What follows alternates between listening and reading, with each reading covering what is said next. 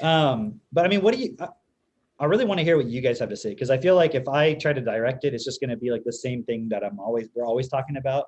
But I want to hear like what is y'all's kind of unique things that y'all are figuring out and finding out for yourselves, because both of you, and I mean, if Mitch and Jess, I'm sure they bring points in. We'll have a part 2, I'm sure.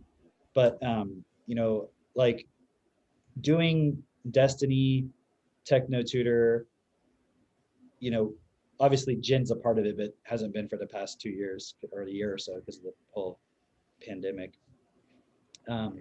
But you know, walking these points, using these tools and so forth, like. Hey, hold on, hold on. Why did you do air quotes when you said pandemic? I know you're in Canada, so you have to pretend like. No, you know what would be a really good point? Because we've all been in normal relationships, right? Normal relationships. Oh yeah. So normal, right?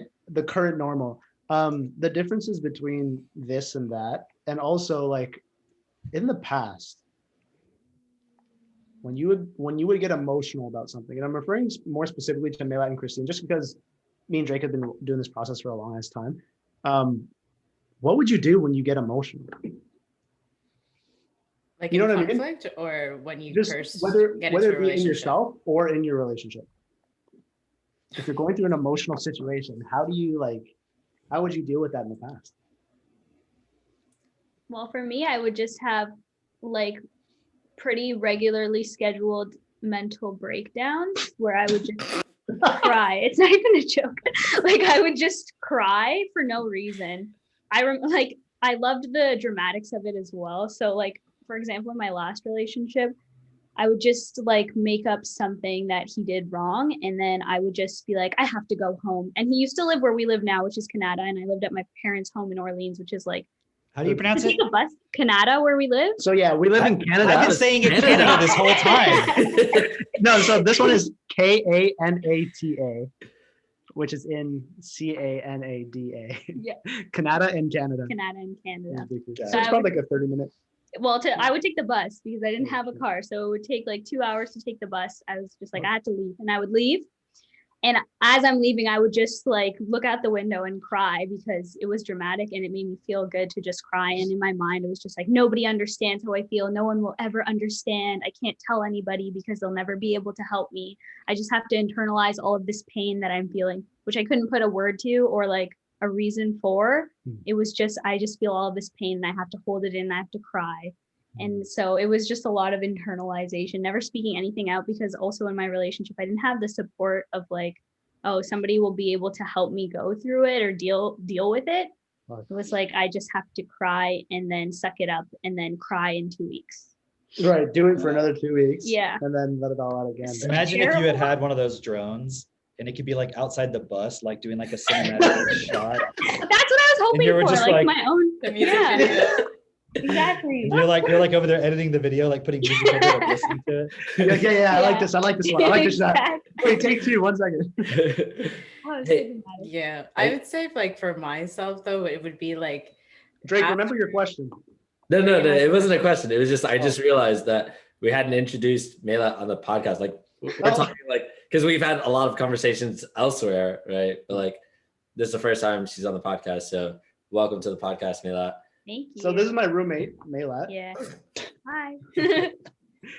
No, we've been together for a year and a half, since November 2019.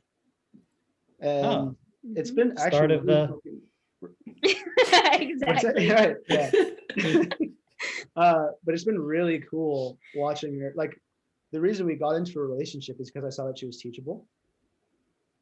And he saw that I was sick at soccer. That too. That bird. Power of the network. What position do you play? I center back. Defender. Defense. Yeah. And she's like probably the best defender on our team. Like, but so we have a men. And I'm assuming Asif plays offense. He plays everywhere. He doesn't fit in one spot. So basically, he sucks at every position. So yeah, exactly. He's like mediocre at everything. No, he's really good. He's sick. But anyways, I'm pretty good too. If there's no ball involved, like if you're. I heard that. Really I was just telling her how you always bring up it. this joke. For those of you who don't know, in Chicago, it was me, Kian, and Cameron. And one time We didn't have a soccer ball, but we were on a turf grass field. And we were like, man, it would be so good if we had a soccer ball. And we just pretended for like 15 minutes that we had a soccer ball, pretending we were sick at soccer. But that's when I realized, based off you playing imaginary soccer, that you actually had moves, dude. I actually know how to play. Yeah, like you were doing some scissors and stuff. I was like, damn. I was trying to explain this to Mayla. I'm like, you could just tell by the way somebody moves if they played soccer. And she's like, what the fuck are you talking about? In So that's- theory, not Cameron fun. is good It at looks soccer. Exactly. What did you say? In theory, Cameron is good at soccer. Yeah, exactly. But yeah, so we've been together for, how long is that? Since November. Oh, I don't A know. year and 7 months or something like that. That sounds right. And so, yeah, it's just been so cool. It's both of our first, and usually this is how it goes, but you have one principled relationship that goes the distance, right? And so the contrast that for both of us of like our relationships in the past versus this one is like, you couldn't even fucking imagine this shit, It's true. right? Yeah. And so so that's Mayla. Mayla's here. Yeah. So Christine, what were you gonna say? Well, for me specifically, it was like the high of like the beginning of the relationship would happen where I'd be like, oh, this is like my person and we'll be together forever and all this nonsense. And then and then it's like, I didn't realize like how blinded by the emotion I would be. So then when like kind of like real life would set in and like all of their flaws or things that I didn't recognize from the beginning would start showing up, it's like this switch would go off of me where it's like everything that they would do wouldn't be right. So then I would always find a reason to get upset and then just like hold on to like, it was like, so for example, if it was, oh, we were meeting somewhere at a certain time and then for some reason they decided, I don't know, something came up, I would just like look for, okay, like I'm angry that you didn't let me know that one thing. And then something else would like, it was just a continuous cycle that then the entire day would be ruined because I would just hold on to like, I'm just going to be mad at you because everything that you're doing is just wrong. But nothing that they would do would ever, it was like a moving goalpost. It was like nothing that they could ever do would make up for it. And then we would have this huge blowout. And it was like within that, it was like, okay, finally I would get them to see how they weren't living up to my expectation. And then everything would go back to normal until it would happen again. And it was like a vicious cycle of that specifically, where it was like when things didn't go my way or to whatever I thought it would be, then yeah, this like huge emotional blow up would happen where I would like hang on to something too and just be like angry. And then, yeah, I would honestly, I look back and I feel really bad for some of the things that I like used to put these guys through. And how about like, Did you like make him wear like dog costumes and like hold on a chain or something? Like, what are we talking here? You told them? in no, terms- no, that's what they would do. That's what she would do when she was good with her boyfriend. Yeah, okay, got it. Yeah, you're like, oh, can you want to hang out tonight? Like, I can't. I got to go hang out with my dogs. So Christine, whether it's like before relationships or during a relationship, within yourself, how would you deal with it when you were emotional or whatever you might be processing something, but yeah. Honestly, I'm someone that like, when I have something that's an issue with someone, I love to have confrontation. So I would like hold on to it and like build up this resentment and fester it until eventually I'd be like, you know what? I'm pissed off and like just let it all out. And it would just be this like catastrophic, like I don't even know, like I said, like a blowout. And where I would just like then lay it all out kind of on the table and then they'd be like, oh, I'm so like to the point that like I find with guys, it's like once you start saying stuff, they're like, I don't want to fucking deal with this. So, it's just like, I'm gonna do whatever you say. I'm sorry. How can I make this better? Make it up to you, Yeah. And yeah, like literally I would just get my way just from like having that big emotional reaction. So yeah, I would say for me, it was less like about keeping it in and crying about it. It was more like I would confront the situation and try to get my way in whatever way that was. And yeah, just kind of make him feel bad to then for myself to feel good. That's interesting. It's like really different for me because I was so afraid he would like break up with me that I would never say anything to challenge him because I was like, if he breaks up with me, I'll never find anybody again. And then of course the fear like manifested like after 2 years, like he was like, oh, I'm leaving and we're breaking up. And it was like my world like ended because I had When was tried that? so hard. When was that? Like November 2019. Beginning of Wait. November 2019. When he you broke guys up were with gonna me. break up? Oh. And then Asif and I were like, because no. you said you were together. Oh, a different guy. Yeah, the different guy. Yeah. Got it. I So- was very so to give confused. more I'm like, I thought you context- guys got. Sorry. To yeah. give more context, it was she was in this relationship for about 2 years, and there was like some year-end soccer party, and I was sitting beside Mela. I was like, let me get to know this person, right? So we started talking, and she's literally like the opposite of everything I'm looking for. She's like, yeah, I don't want kids. I'm like, oh, why not? You know, she's like, well, because you could do everything right and they'll still turn out to be murderers or evil people like demons. I'm like, okay, that's the opposite. But I was like, okay, well, why do you think that? Well, you know, like, don't like, how does a murder, like, we're just talking about those points. And I was like, okay. I was like, she's like, just mentioned the point. She cries like twice a week, as we were talking about. She's like, yeah, it was like on a schedule. I was like, this is Was so that on your weird. list? people I was looking for? You were like one max, once a week max. Exactly. So she broke that threshold. So I was like, oh man, twice. You're just like, I want one who doesn't cry. No crying So allowed. There's that. Then there was like, she would drink till she's fucked up.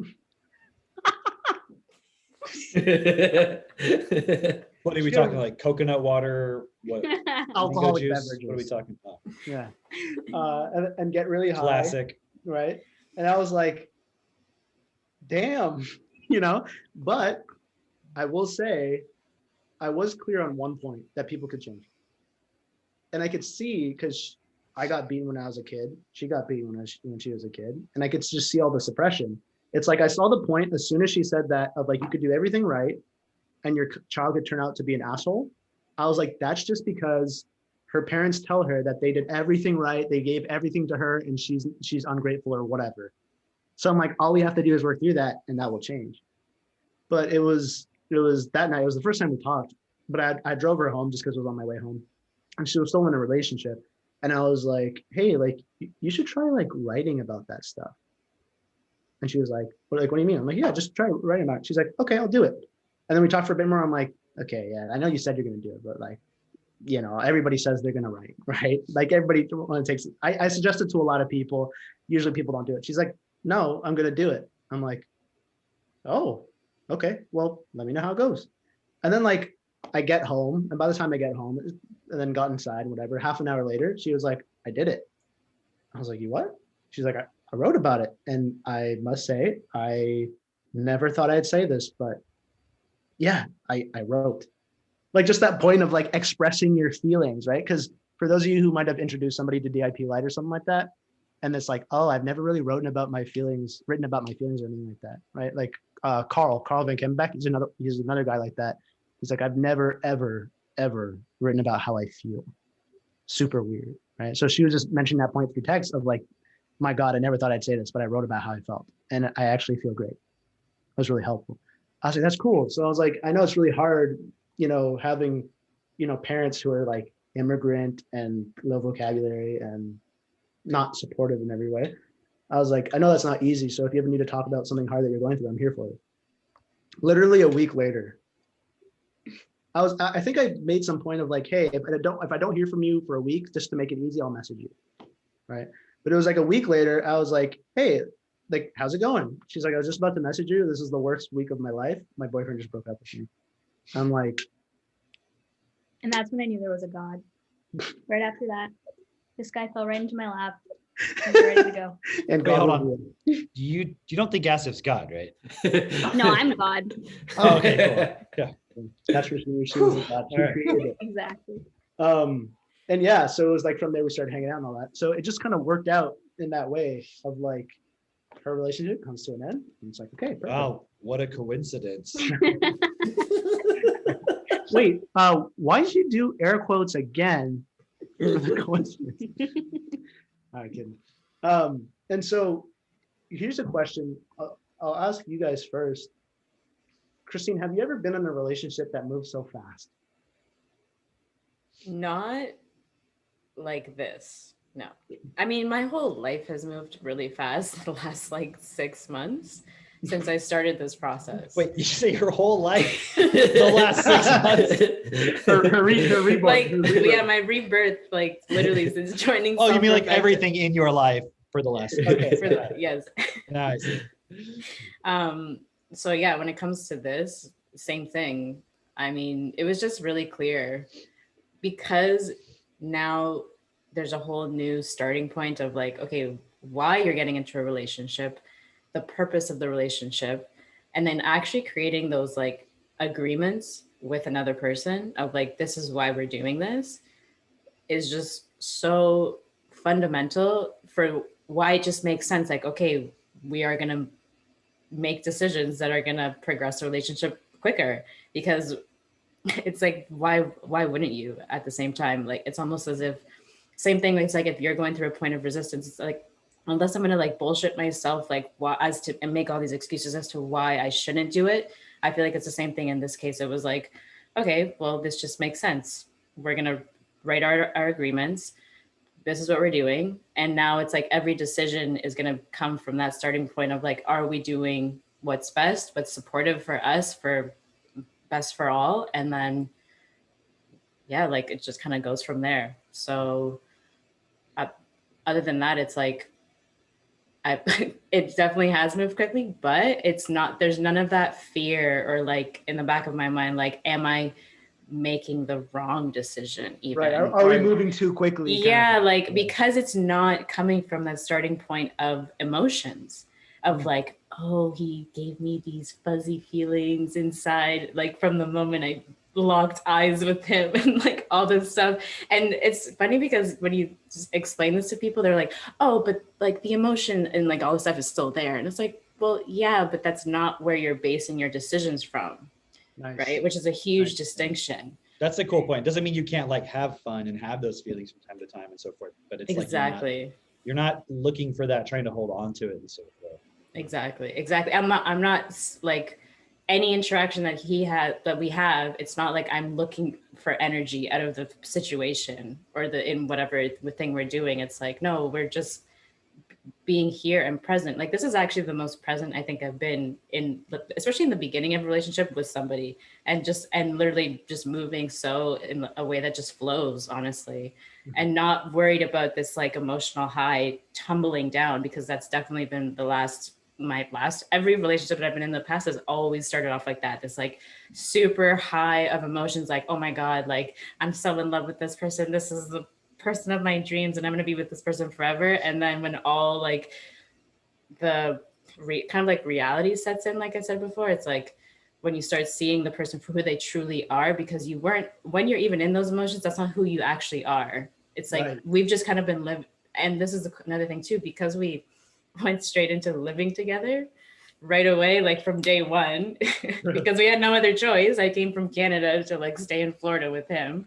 So it was like this is real life. Like this is our day to day. We've been doing fun things, but it's like, he has to work. I'm going to be here. You shot your first gun then. I shot my first gun. Like,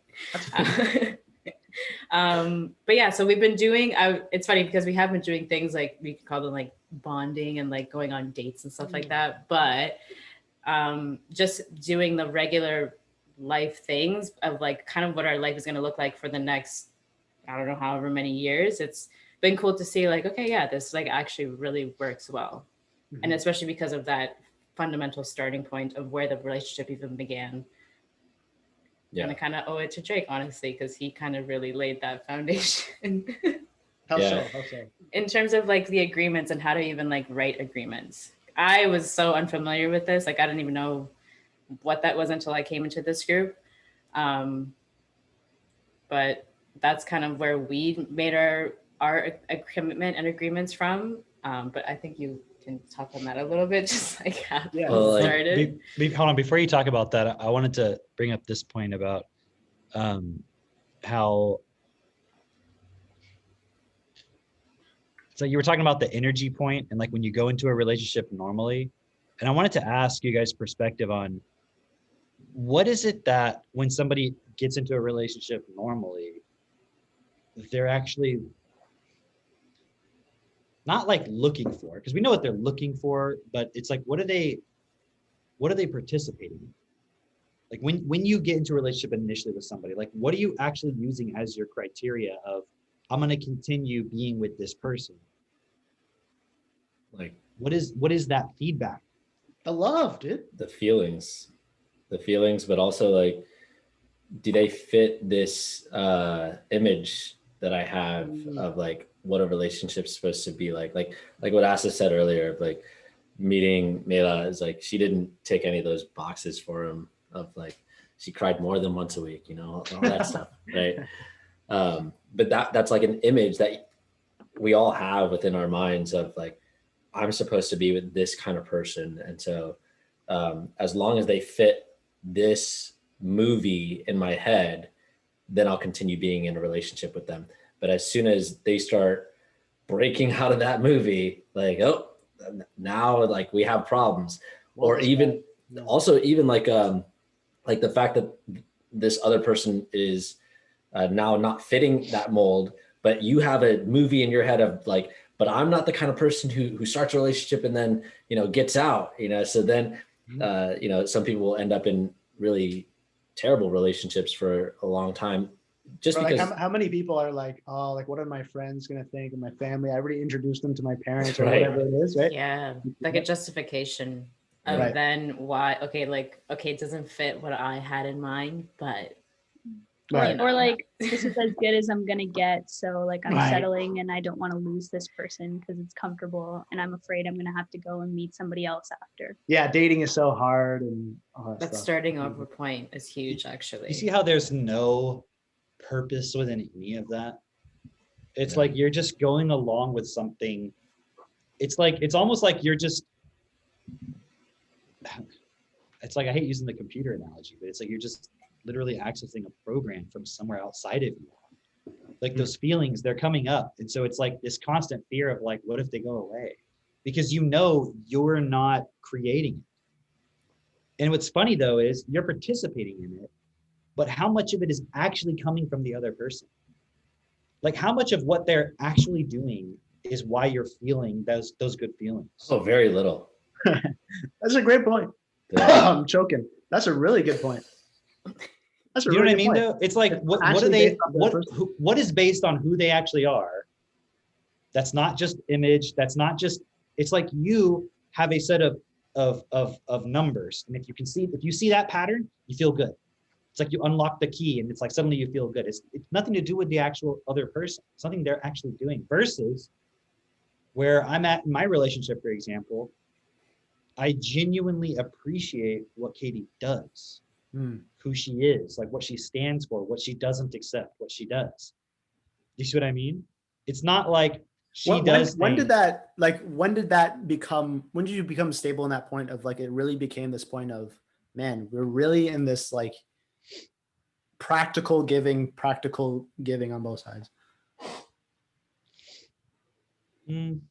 I would say it's always been there to a certain degree, but it just grows. Right. So there's, even when we first met, the basis of our relationship was that we worked well together.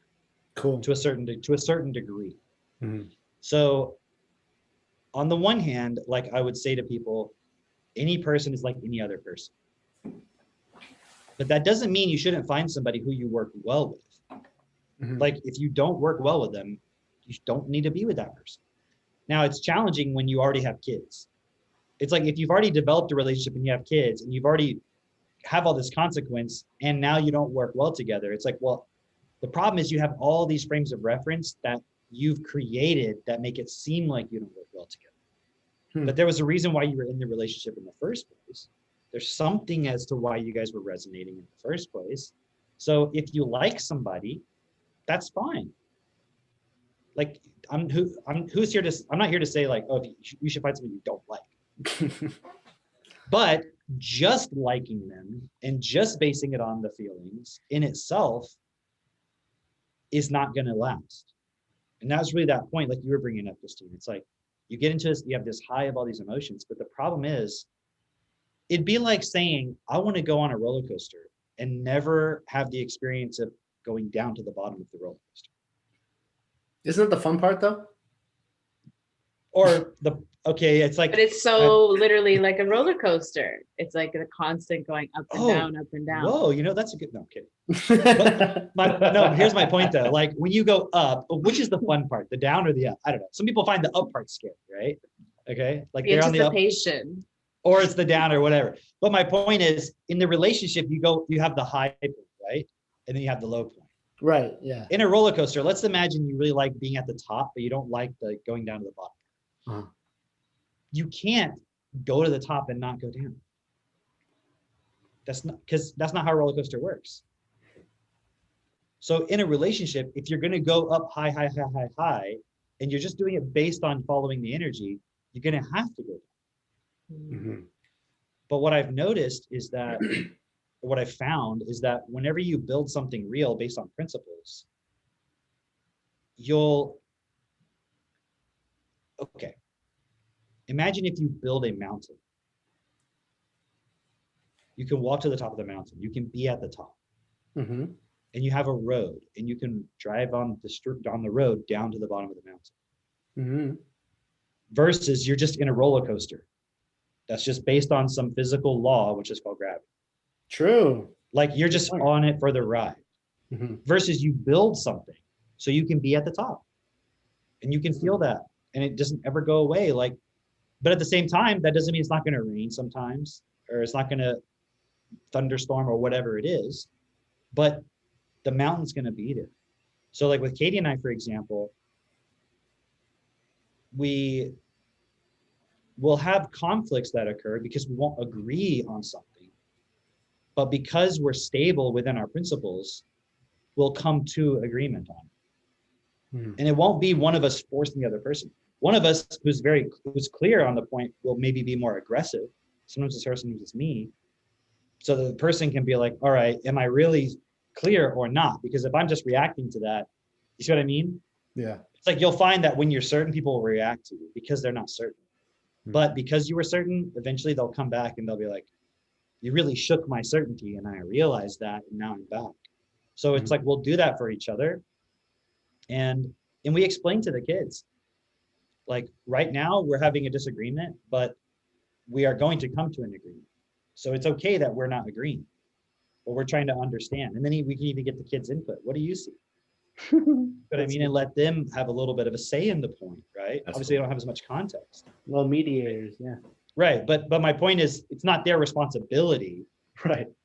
but they can be involved in the point. So we're not like, no, the adults are talking. You know what I mean? No. So we'll explain to them like, hey, we're trying to figure something out right here, and we don't necessarily agree. Now imagine if you don't have both parents.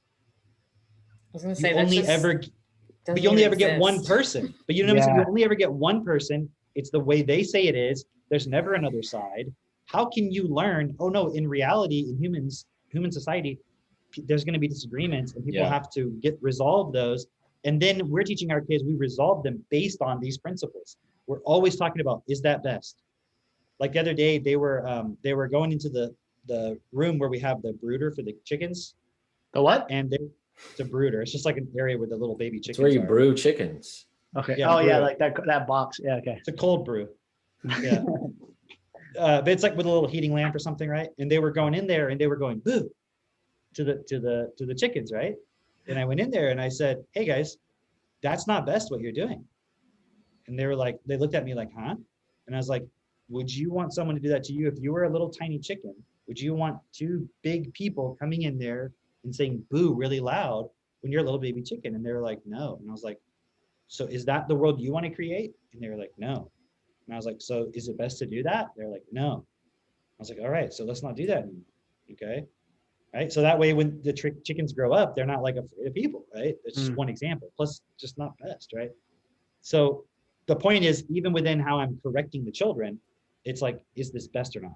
It's not because I don't Right. want you to do it. Like, oh, I don't want that noise or some shit, which is like all the stuff that you would experience in relationships. Like you were talking about, Christine, how, you get to a certain point where then you would find all these things that wasn't quite right about them, but they're not based on principle. They're just based on like some kind of internal Image or Feelings, Judgment image, system. yeah, Have you guys seen Black Mirror?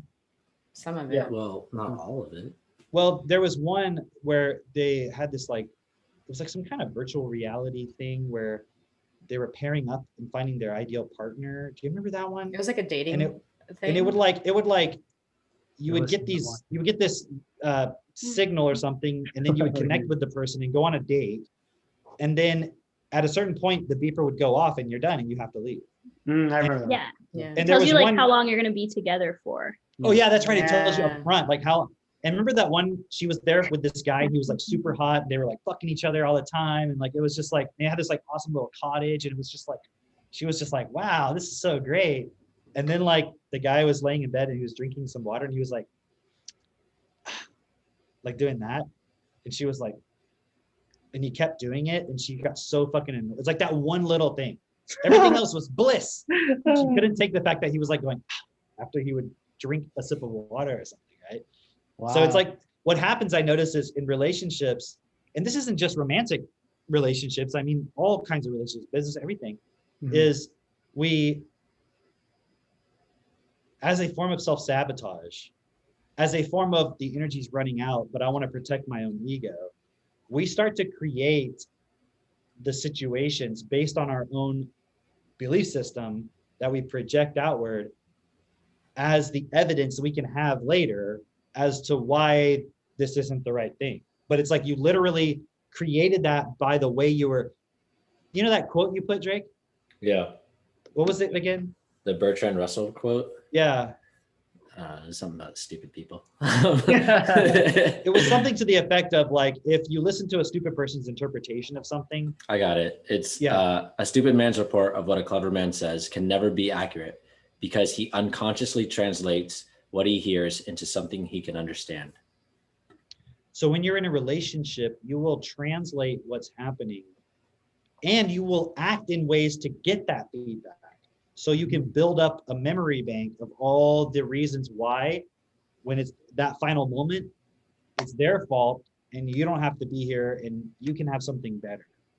And so one of the big things about when I suggest to people like, okay, don't give up on your relationship right away, is to figure out, are you doing that?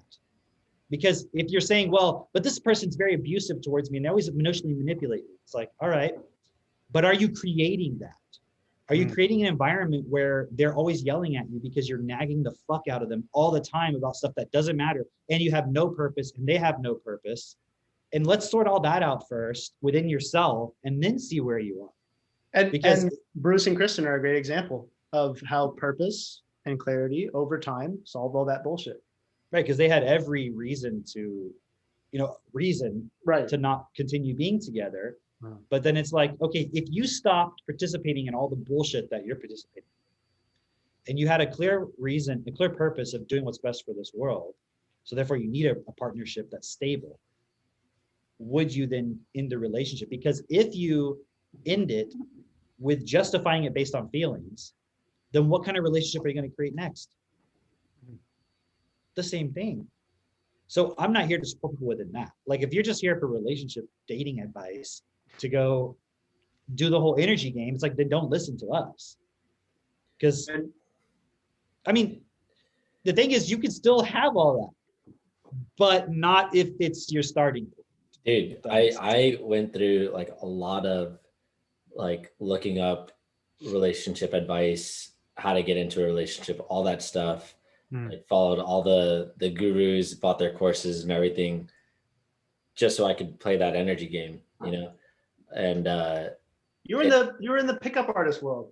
a little bit. I wasn't like really good bit. at it or anything, but I bought into those courses and everything, and it never amounted to anything really. Like even getting the relationships, I would sabotage them right away, like almost immediately. Like as soon as, hey, we kissed, all right, fucking it's over. like you slut, you're so dirty. God, get out of here. Pretty much, you know. And like I really was not stable enough to, like, a relationship was something I wanted. It was something that like I would have like a longing for, but then every time that there was an opportunity for me to even start a relationship, I would immediately destroy it, immediately sabotage it. And I would want out, like, and that would be the foremost thought on my mind is, how the fuck do I get out of this? And like, it was Right after you get into it. literally, Oh. like, it was the weirdest thing where like, it would be the foremost thought on my mind. Like the only thing I could think of would be, I've got to get out of this. And like actively trying to get out of it while at the same time also trying to be in the relationship somehow. Is the Was it like you're on Tinder and like you agree to a date and you're like, okay, how the fuck do I get out of this? Like I'm so fucked up. Holy shit. Like, what have I done? I'm in too deep. I gotta get out. Like, man, I really hope this Just, date turns out cancel really your well. plans. Yeah, What? Like, I really hope this date goes really well, but I can't wait to get out of it. But I gotta get the Can't wait fuck till out of it's this done. right now. I feel too like you get down, you get to the date, you like sit down at the table, you're like, you're smothering me. Like I can't take this shit. And they're like, hi. She's like, hey, great to meet you. He's like, God, stop being so overbearing. Jeez, So okay. What do you want to look at my clingy. phone already? Jeez. yeah. Stop being so clingy. She's like, she's like, what do you want to order? He's like, God, stay out of my life. I need privacy. So one other perspective, right? Because Drake and Christine, they're both walking this process, and through the network, they came together. Versus, I think something that'd be really supportive is all the people who would meet somebody who's already walking this process, like your case, like Carl, for example. There's other people, but on your side, right? So on my side, I'm like, I'm looking for somebody who's teachable, who has. It was a subconscious point. I had done a lot of work prior to meeting. Real quick, does teachable mean like you're there to teach them everything? No. I just want to, for all the haters that we have that I know are going to twist your words and be like, oh, you just want someone you can dominate. Right. So yeah, somebody who wants to Like learn. that's who for wants the to change. bedroom. Exactly.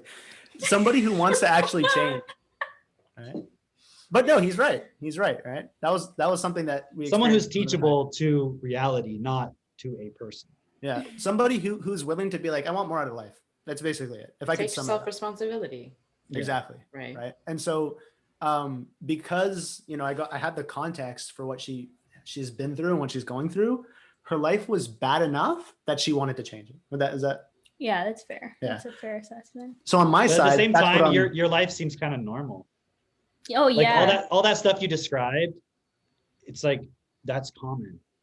Yeah. Because like in the way as it says it, somebody might seem like, oh wow, like you're saying like she's so sad or dramatic, something. right? And Yeah, it's like, exactly. well, according to your standards, yes, but that doesn't mean Melat's some like fucking loser person. It's just that you're a normal person in a normal life, and that's the reality of where most people are at. That's the truth.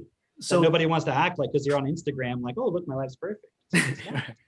that's the context I want you to give, is like how, like, what was it like being in the relationship before and how people perceived it and all of that, Mhm. right? And then also coming into this relationship and being exposed to like techno tutor, gin, like Mhm. everything. Yeah. When we first got together, I was like, okay, he has his thing, this techno tutor thing and this gin thing, and I have my thing, my work, which I love. My work is my life. So we can just exist as separate, because like when we first started dating, and Asif was smart for doing this, he did not like overwhelm me with everything that he was doing, like the vision and everything like that, and even destiny, nothing really. I So remember being at the laundromat, and I think we were on the phone one time, and you're like, yeah, like I just read some stuff about Kevin being like a scammer. and, like, yeah, stuff I thought I was telling you news. I thought like you didn't know Like, this do you stuff. know Yes, what if would be you're like, into? holy shit, what? Yeah, for real. I was like, That's you're what in a everybody thinks. cult. Yeah, Did that's you what know? everybody thinks. Yeah. Yeah. I was just talking to somebody a couple of days ago. They're like, I was so worried. I was like, oh my God, does he know he's in a cult? Yeah. Should I tell him? Like, Should I save him? Yes, I know I'm in a cult. Thank you. Yeah, exactly. Not realizing that I was in like several cults myself, but I had to Oh. just Smart make sure lady. I Spells, saved him from spells. Look, Yeah. Melat's already giving spells. Yeah. This Oh, episode. jeez. What a natural. his. Yeah. Yeah. So it was very. I was just focused on finishing my master's. I had like this big paper I had to finish, so I couldn't think about anything else. And the few times that Asif did get me to try techno tutor, I was like, it's not even working. I'm supposed to, like, I did it for a soccer game one time because I was very like anxious about it. He got me to put words in and I was like, it didn't even work. I didn't even have a good game. Like, this is stupid. I'm not gonna do this anymore. So it was just, once I finished my master's, I realized like I have nothing to do except continue working. So I have some time. I guess I'll try this process out. And then I did start trying it and it was really, really hard because I just felt like everybody else was way ahead of me and way better than me and way further than me. And I would never catch up. And I was having all of these reactions to people in the groups. But just like slowly over time, Asif's like exposing more and more of this process Talk to about me. Cameron being a racist. Oh my God, Cameron, yeah. I was like, he is terrible. Like, I can't believe you would listen to what he says. You do everything he does. Like, I had to like stop seeing your posts. I had to like, you know, when you can take a break from someone on Facebook, but I didn't want to unfriend because I was too scared like you would find out for some reason. So, Maybe, so like, can I ask you, Yeah, what helped you overcome my racism? I became a racist too. Oh, okay. So I'm like, it's how did you fine. become okay with it? That's what I don't Yeah, we're understand. both racist now, so it's Okay, okay. cool. No, you were just saying all the stuff that I already thought, really. That like deep, deep, deep in my mind, I knew none of that shit made any fucking sense. It was actually So- really cool because there was like the Ottawa BLM protest, right? And she wanted to go to it, and like the day of or the day before or something like that. You're shaking your head. So stupid. She's looking back now Yeah. because she was like, Alexandra Ocasio-Cortez is like my hero, right? Like BLM, all this stuff, and it was just this process of her. The coolest part is because she's black. For those of you who aren't watching the video, she's black. Mhm. Or for those of you who are watching. What? Guys, sorry, something came up. I gotta go.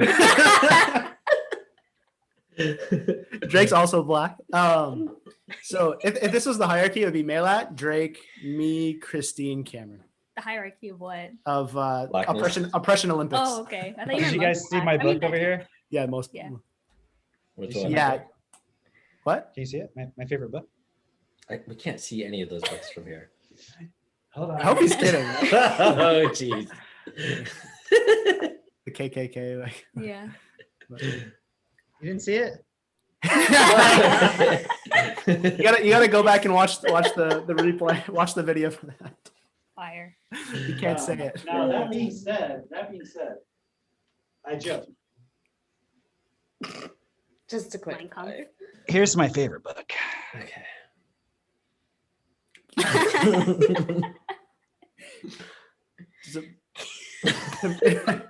It's himself. Grandpappy? This is not my bookshelf, although these are some pretty cool books. But we're talking about black people. Oh yeah. So it was so cool watching her process these points of, man, all this stuff that I thought I wasn't allowed to think because I'm black. Right. And I know Drake, we've talked about this point before. It's like you feel like because you're black, you have to think X and Y and Z. And if you don't, then you're not black.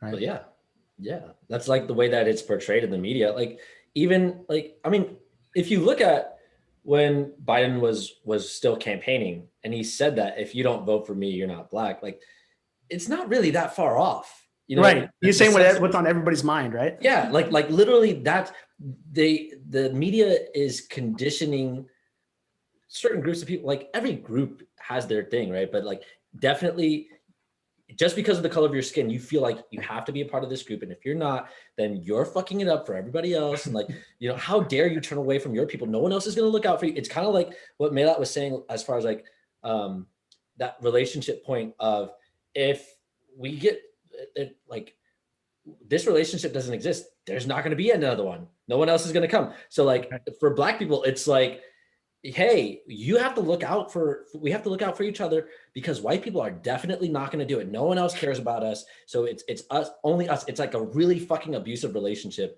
you know, when it's said really clearly. So yeah, go back to that point of like process. Oh, Christine, sure. I was just gonna say on that point too, which is hilarious because I've heard other black people say if they see someone with a different opinion against the narrative of something with all this kind of stuff, they'll be like, oh, that person's just uneducated, even if it's someone who actually is educated and like is speaking very fair points, it's like, no, that person clearly does not know what they're talking about and they have not done enough research. Yo, I was just thinking of this morning, actually, like how people will like in the Black community, house nigga is like I think it's one of the most offensive things you can call somebody. I think Right. you're saying that Another Black incorrectly. person. What is that? What is that? You didn't pronounce it properly. You want that hard R, huh? No, That's but what like, that's what gives me those little jolts of energy. right. But like, But in terms of what you could call another Black person, Black. yeah. But it's so interesting because I was thinking of it from the perspective of like, we say this often, but we're literally all participating in a reality where slavery still exists, right? And I think I was saying this on the Hangout, but 99% of people do not make over 32,000, right? Meaning that those people who are not in the first world, as we call it, or the developed world, however you want to say it, right? They're the slaves of all of us. All of us, we benefit from all of the labor that they do that doesn't get seen. Like they work just as hard as people here. They work harder than people here in the developed world, and they don't get paid for it. And they just die and nobody cares about them. Their lives are not valued. And so they are literally our slaves, right? However, here, like if you're making only 32,000, you're like, what the fuck? I'm not the slave master. I'm not living it up. Right. But it's like, we're literally enslaving classes of people beneath you. So we have slaves, but we're slaves to other people, right? And so we would be considered like house niggas because like we have it better off than they do, but we're still like not the one running things. But we also get that, like, what are the benefits of being in the house? It's like, oh, It's like a higher quality of life. It's like a higher quality of life. You get, you're sort of more, I guess, less susceptible to whatever the you want to weather. call it. What's that? You're less susceptible to the weather. Right. And generally speaking, like probably more educated, or at least more educated to what the system wants, right? See, but that's where the inequality is. Yeah. Right. And the reality is, so like, Melat, I'm glad that you reacted to all of my postings. But the truth is, sometimes I post stuff just because I know I'm not supposed to say it. Like, unless it's what's best for all, I don't agree with it. So there's a lot of points, like I might post some, I don't know, like Stefan Molyneux or Tucker Carlson or something like that, because it's giving a side that you're not supposed to talk about. But it's not necessarily, oh, I think that's the solution. You know what I mean? Like even Trump, for example, we've talked about this. Like he was a point within the system that was giving a little bit of space even to what we're doing, because like we had said before, if Hillary Clinton had become president, we'd already be at war with China already. Oh, We wouldn't even have had time within technotutor and we wouldn't have had self-perfected. Think about it. Trump went into office in 2016. Most of you probably still fucking hated him at that point. You know what I mean? So Got me. we wouldn't have created everything we've created so far, and then obviously to go beyond where we're going. But the reason I bring it up is because the white race has not taken responsibility for this world. The problem is, if you are born Black in this world, chances are you're fucked. That's the chances. Now, you're in a first world, you have some education. That's why you're in a position where you have more than the average Black person. Right. So the problem is on the quote right side, they'll say, but look, that proves it doesn't matter what your skin color is. See, it proves it. See, there's no racism. Well, there actually is racism. It's just built into the system. Now everyone's going to be like, wait, I thought there wasn't systemic racism. That's what I was just gonna say. But let's just look at it honestly. Instead of taking like a set of information and just being like, well, I'm accepting all of it. It's like, we're in a system where depending on where you're born, who your parents are, and what their jobs were, their education and so forth, you're either going to have an education or you're not. And then you're either going to be able to get effective income or you're not. And then also the way they are in their relationships, that's going to impact you and so forth, right? The country you're in, all kinds of stuff, right? So imagine you're a Black person, okay? Some of you don't have to imagine, right? I was Like myself, imagining it. I don't have to imagine. For those of you who are not watching, but you're seeing the podcast, I'm done. All right. But no, imagine you are, and imagine every image that you see from a young age, Black people are portrayed as less than, as uneducated, all these negative things, Criminals, stupid, all these whatever. things, right? Yeah. Now you have someone come along and say, well, but I mean, the power of your mind, like your choices are what make you who you are and so forth, right? Well, that's only true if you're given an effective education from the very beginning so that your choices are in alignment with how reality works. But within yourself, if there's a program that says, I am less than because of my skin color, that's a program that's inside of you. Man, What's the odds of you having that program if you're white? stop. Say that again, because, okay, looking at it from the perspective of someone who comes in to like Jin and listens to your wishes, your command, right? Like the education that the elite have, that Kevin Trudeau talks about in your wishes, your command, of like what they're sharing in these secret societies and everything. They are saying, you know, you can create the reality that you want. It's super easy, blah, blah, blah, super simple. Super easy. That's Yeah. right. So true, right? They make it sound like, yeah, you just think about it for a while, 68 seconds or something like that, and you're Gucci. Exactly. For them, it's like they have the education that they can be, do, or have whatever it is that they want. And they have the network, which is also part of your education. Like, And it's not dependent on your skin color. right. However, let's look at the context of the system that we have. The average child who is Black Statistically. is not getting that education. Well, Statistically. first off, statistically, over, was it 75% now? Somewhere in that range, over 70% for sure, but it's close to 75% of Black children are raised in a single parent home. Mm-hmm. Right? But look, generationally, if generation after generation after generation, you're not educated, Yeah. then by the time, what happens is your natural learning ability degrades. Yeah. So what happens now in our world is you'll see some people are very quick at learning, some people are slow. What we're talking about with TechnoTutor is that it doesn't matter whether you're quick or you're slow. If you use TechnoTutor systematically, you can still get the same information.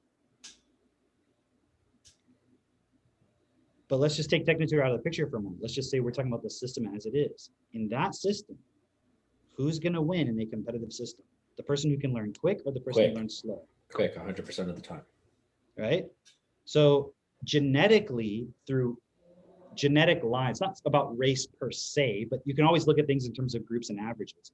But genetically, certain genetic lines are going to accumulate certain types of information and be able to learn things more quickly because it's already in the DNA to a certain degree.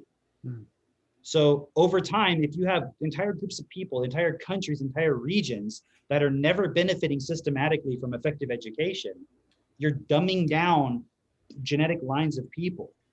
The problem is it's politically incorrect to say that because that somehow implies that therefore that should therefore necessarily lead to abusing those people. Like, oh, if you point that out, that could lead to people like using that as racist empowerment and stuff like that. And it's like, well, that's already happened. It is. Like just You know what it's talking like? about it You know isn't what it's going to like? make that happen. You ever have that point? And Cameron, if there's any way to turn up your mic a little bit, I think it might be a little bit good.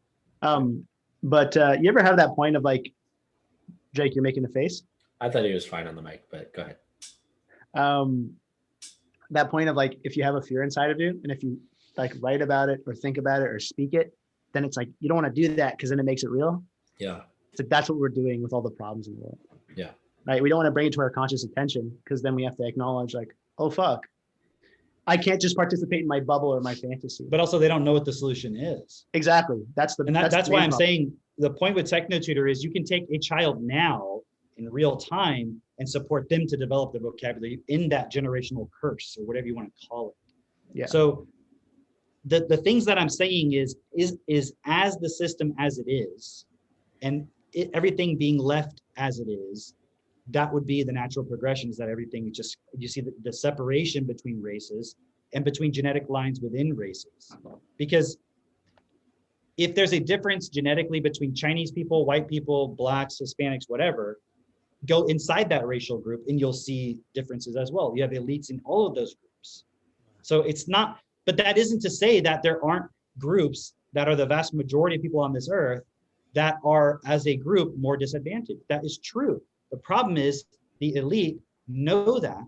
They know that this point is coming up within our awareness in terms of consciousness, in terms of humanity.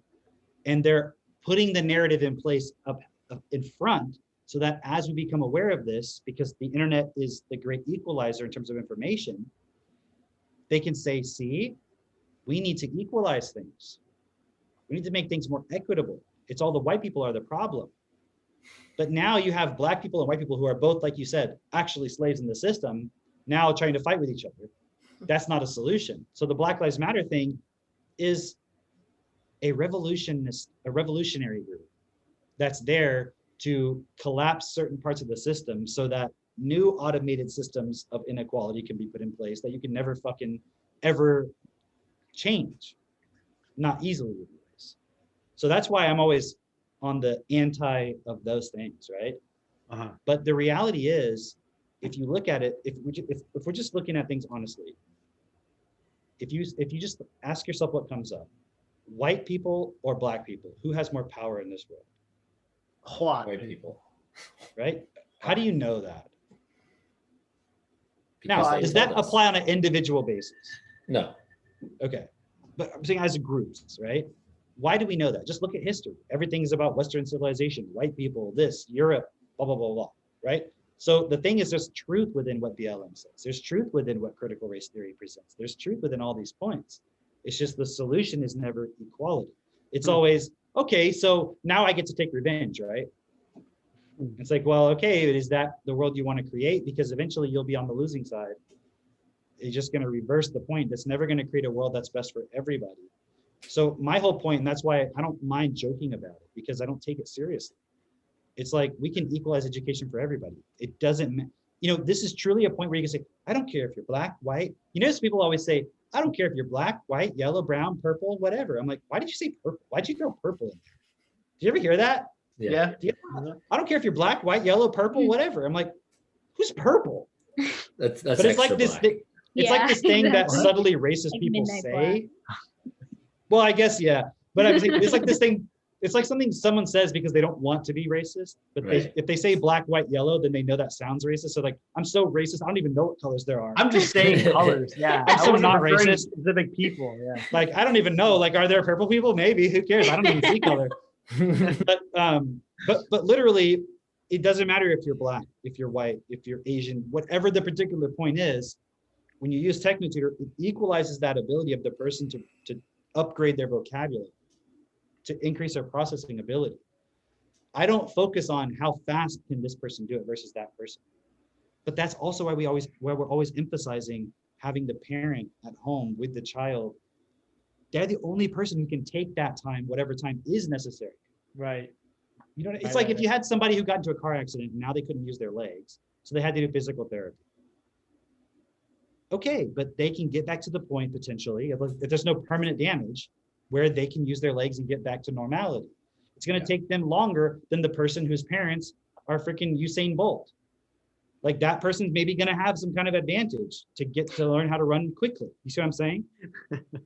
But in the system that we live in, you spend 12 years learning nothing. So by the time you should already know everything, it's too fucking late to learn anything. Dang. Isn't that?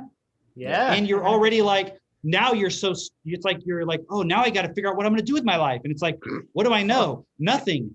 What am I good at? Nothing. Like, you're just like, I don't know what the fuck It's I'm an going to do. Like, accurate I'll just, representation. and like, things just come up inside of you and you just go with it. it's just like how you get into a relationship. You just, you're suddenly in a situation and you're like, oh, and you start going with it. And then you're like, ah, it feels okay. So you just keep going with it. I and know, you're like, I "Oh, know I'm so just many gonna-" people who they found an interim job out of their field. So like they went to school for this, but they found an interim job while they find one in their career field, their field. And then they just started progressing in that corporate structure. And they're like, oh, this is Ryan, Ryan? Yeah. Crandall? No, from The Office. Damn, you fucking bastard. Got me. But Shout that's out Ryan exactly what Crandall. happened, right? Like, Yeah, right. And then he becomes like the CEO. remember? Yeah, yeah. And then he gets fired and stuff. Yeah, that's a great show. But anyways, the reason why like Maylette has like particular points is because like I want you to talk about your fears coming from, I don't know, the system, or just like your life coming into this and like the biggest fears that you had to do with friends, career, those kind of points, and just kind of being coming from the outside into this, kind of what you were saying before. Mhm. Well, I still, for a long time, just saw all of this as separate from me. And it's like, I was kind of living like a double life at the beginning. So it was like, I would still go get drunk with my friends. And then the next day I would like do self-forgiveness on it.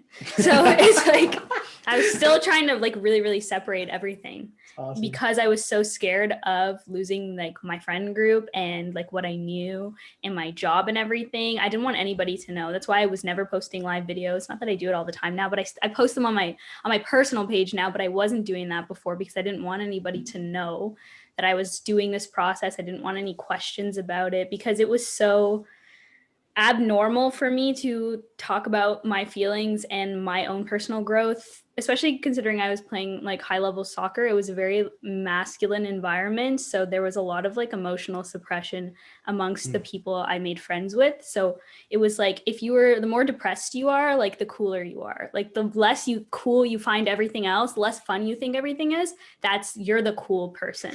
So that's like the environment I was coming from. Why is Yeah. that? Why is that? I don't know what it is. It's just such a It's system. like cool like not to media. care. Yeah. It's like a media. I talked about this before on other podcasts. It's like what we've defined as cool is actually just being depressed. Yeah, it's so miserable. It's really miserable. It's I think it's fun for them to see everybody else question why they think everything is fun or question their own enjoyment of things because they're so miserable. They want to bring other people down with them. Because they don't know how to have fun. You know what I mean? Like when you're depressed, you don't know how to solve that. So you're just Yeah. trying to take everybody down to your level, right? Yeah. So it was like why do people see that as cool?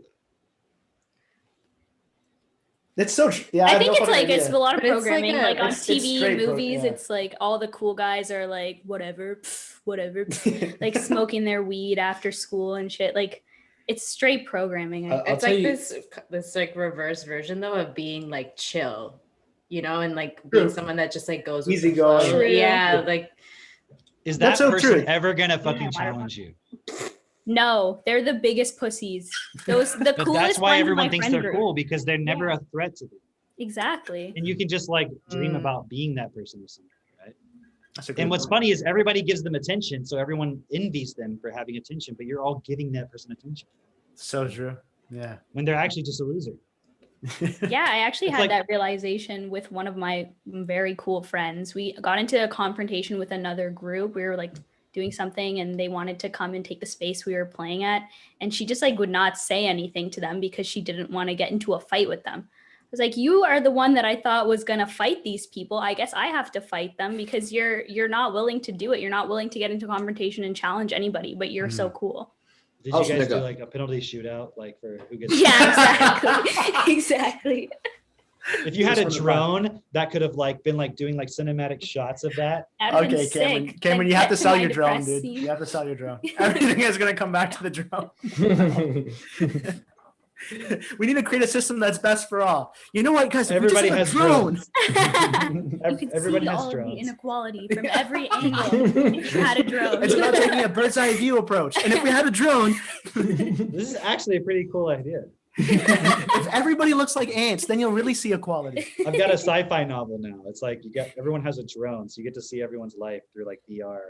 at all Mm. times. And it has one of those like X-ray visions that it cuts off the roof of a house, so it looks like The Sims. So you get to really see what people are living. Yeah.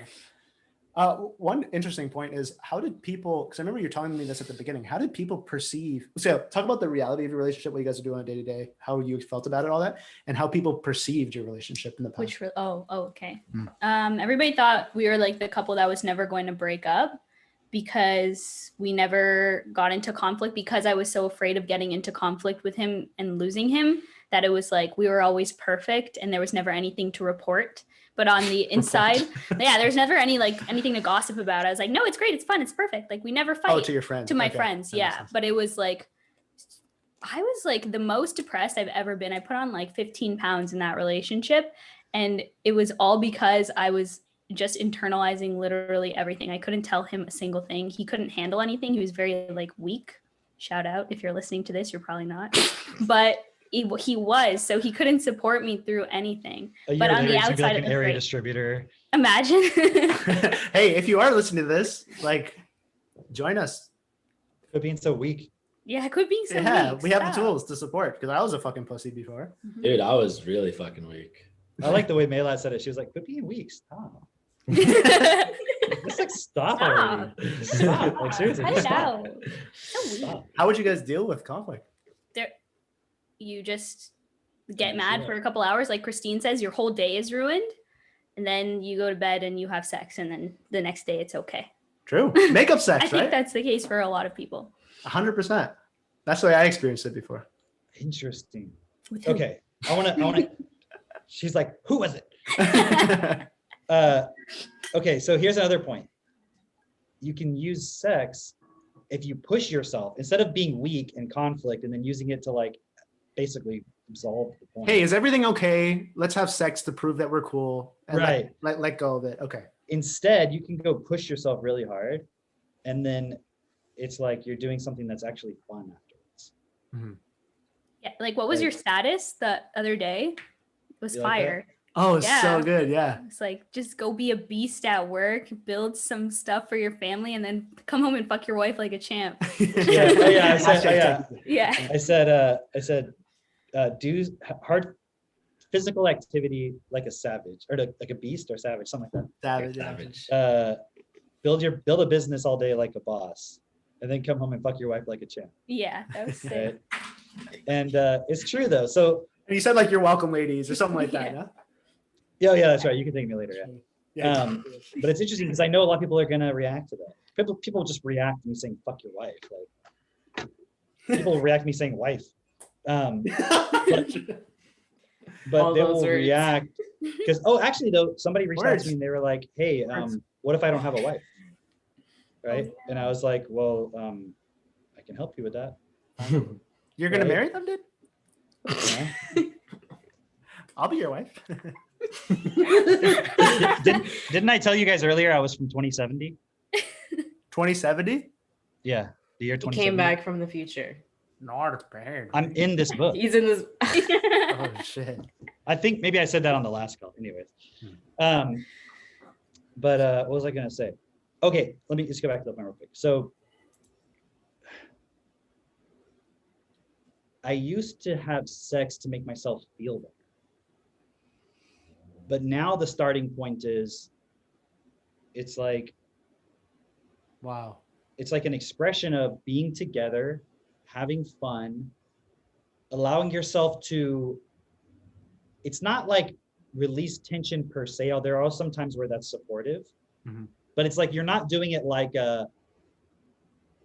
I want to feel better. like I'm deliberately participating in weakness and building up a fucking bunch of tension, and then I need someone to help me release it. It's more like I'm really pushing myself, and there's things within that I'm still not yet comfortable with, and it's creating that tension because I'm pushing myself, and this is supporting me to sort of ground it. Wow. Mhm. Does that make sense, right? Yeah. So like that's how we use sex. It's like it's more a point of like coming together than we're using each other just for our, like, I don't know, self-interest. Energetic experience. Yeah, exactly. It's literally. more like a releasing than anything else. Than like a, and then it's fun because you can be more creative within it. Like I remember one time I was like pretending that I was like a frog burrowing into the mud, right? Like, not that I was like actually doing anything different, but it was just like I was imagining In like your mind. no, like I was imagining like, okay, think about a frog in the mud, like burying down in the mud. Like, what would that be like to be a frog? Like, it's like that's like their whole world. That's their whole environment, right? So I was just like, Okay. I was taking the essence of that as like you're being physical, like when you're having sex. Like, get out of the energy part. You see what I'm saying? Like you're in a physical motion, and like it's a part of your world. So the problem is like we've turned sex into this whole other thing. I mean, look how much industry there is around either using sex to sell something or Selling sex itself. selling sex itself. Exactly right. But it's really just using sex to make money. Right? Dude, there's a billboard that I keep seeing of Morgan & Morgan, you know, the law company. You guys don't have that in Canada. Oh, We okay. don't have Canada. Canada. Apparently we don't have Come laws. on. Yeah. Yeah. They're all fake.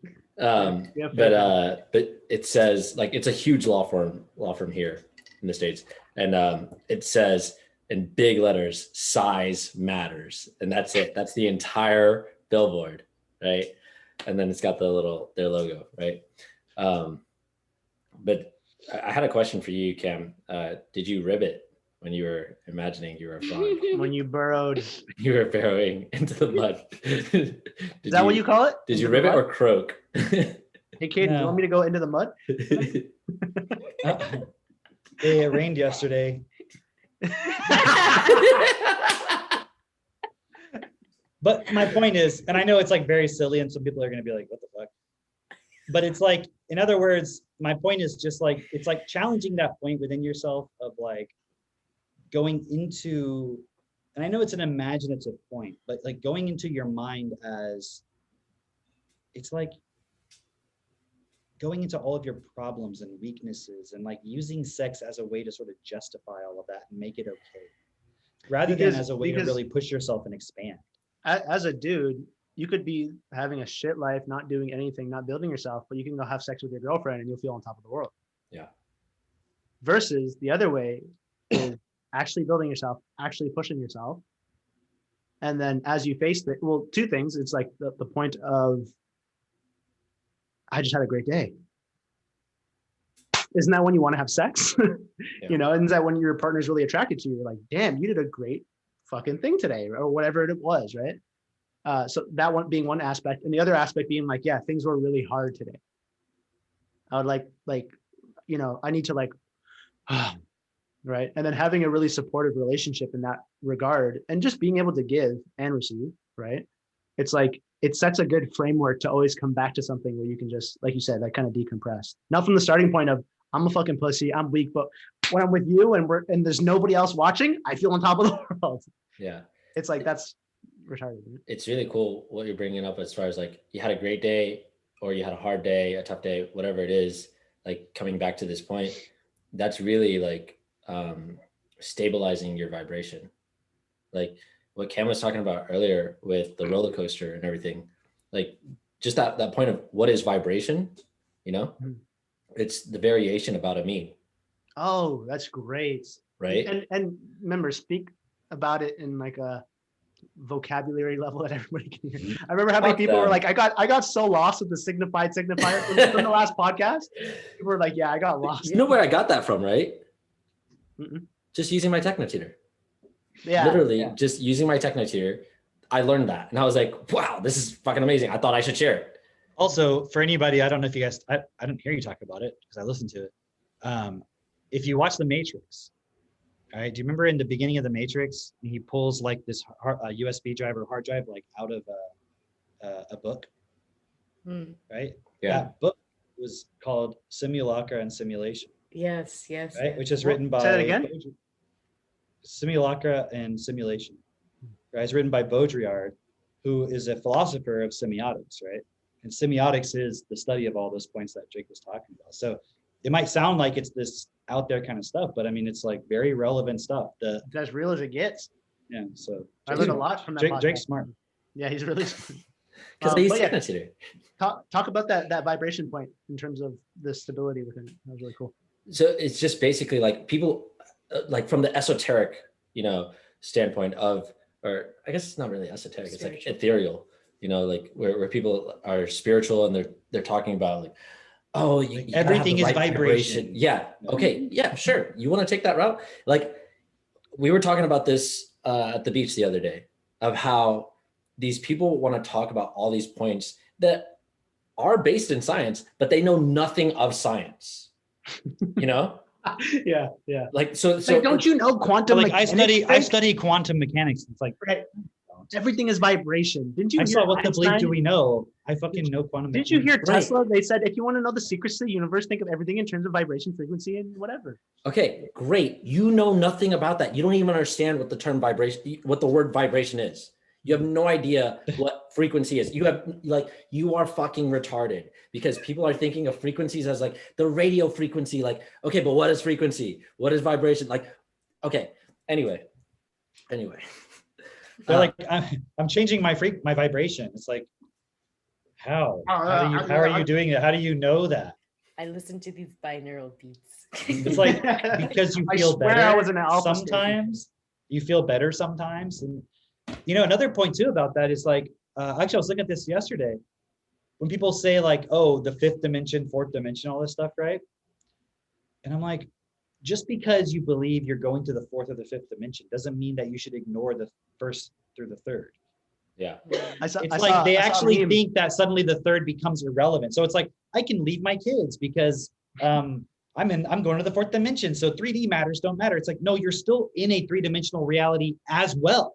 Mhm. Like you still have to eat, you still have to drink, you still have to walk around. Like you don't just suddenly, it's like they don't realize going to the fourth and fifth dimension is more responsibility. Dude. Not ignore your other responsibilities. That would be like Maslow's hierarchy of needs. Like it's like I'm Right. having sex, so now I don't need shelter or food or water. Okay, but that's a really great point because that is what happens in this world. We as the elite focus on our happiness while others don't have those basic needs. They're still down there. And that's what I meant earlier about the white race not taking responsibility. Meaning, what about everybody else who doesn't have their basic needs met? What? And you know what I realized, and we've talked about this many times, my self-actualization is finding a way to give that for everybody. How can you even claim to be self-actualized if you haven't done that? Like, who the fuck are you? Like, are you really just a self-isolated from everybody else? And like, you're just here on your own path, your own journey to experience your own thing? It's like, do you even know where you were before you were born? Like, oh, it was Cleopatra. Well, It's like, that well, was so was my sister and this guy at the gas station. How can everybody have been Cleopatra in the past life? But it's just interesting because like with that point about like being in the fifth dimension and all this kind of stuff that people are playing into right now, part of a big reason why I decided to become a distributor was because I saw that the vision with TechnoTutor was literally to create something new, like a whole new, if you want to call it like reality of where everyone has their basic needs met, actually creating systems that is going to take care of all, and starting and with that education point as well, where it's like you see these people in that community or in that network with the spirituality stuff being like, oh, I'm ascending to the fifth dimension, and they're literally just like meditating and imagining this thing. It's like, okay, but what are you practically doing? And that's where like with TechnoTutor, was like, we are practically literally laying down the bricks of creating that reality. Whereas like you meditating is literally doing fuck all. And what they're actually doing is they believe it already exists. They believe they just have to feel good, and that if they feel good, they'll deserve being there. And actually, they just want to feel good and they want to ignore their responsibility. So the whole thing is just made up in their minds to justify the pursuit of happiness because they don't know what the fuck they're doing. So the faith that people have, whether it's spiritual or religious, is this faith that I know I'm fucking doing something that makes no fucking sense, but I'm just going to convince myself that it's going to work out. That's all the basis of all faith in this world. It's like, well, even the elite, like we can just take advantage and abuse everybody and it's fine. It was our destiny. It was God ordained it. So it doesn't fucking matter. True. And isn't that what it is when you get into a relationship based on energy, based on that high feeling? You're like, oh, because I'm in love, it's all going to work out.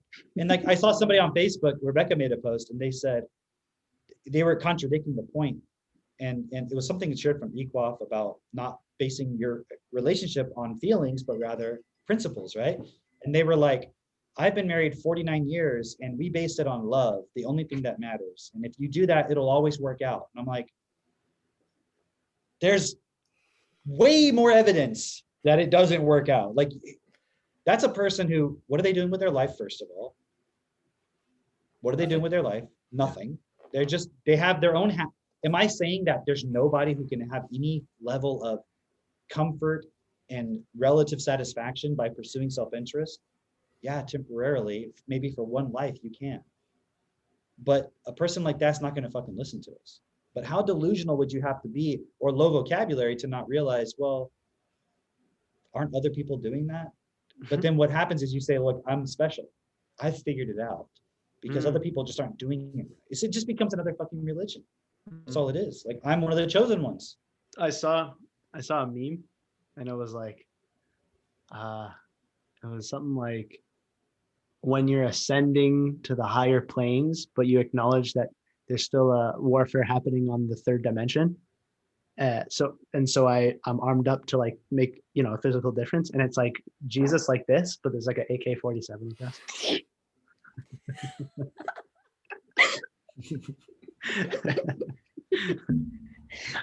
That's all. Not bad, Amity. Not bad.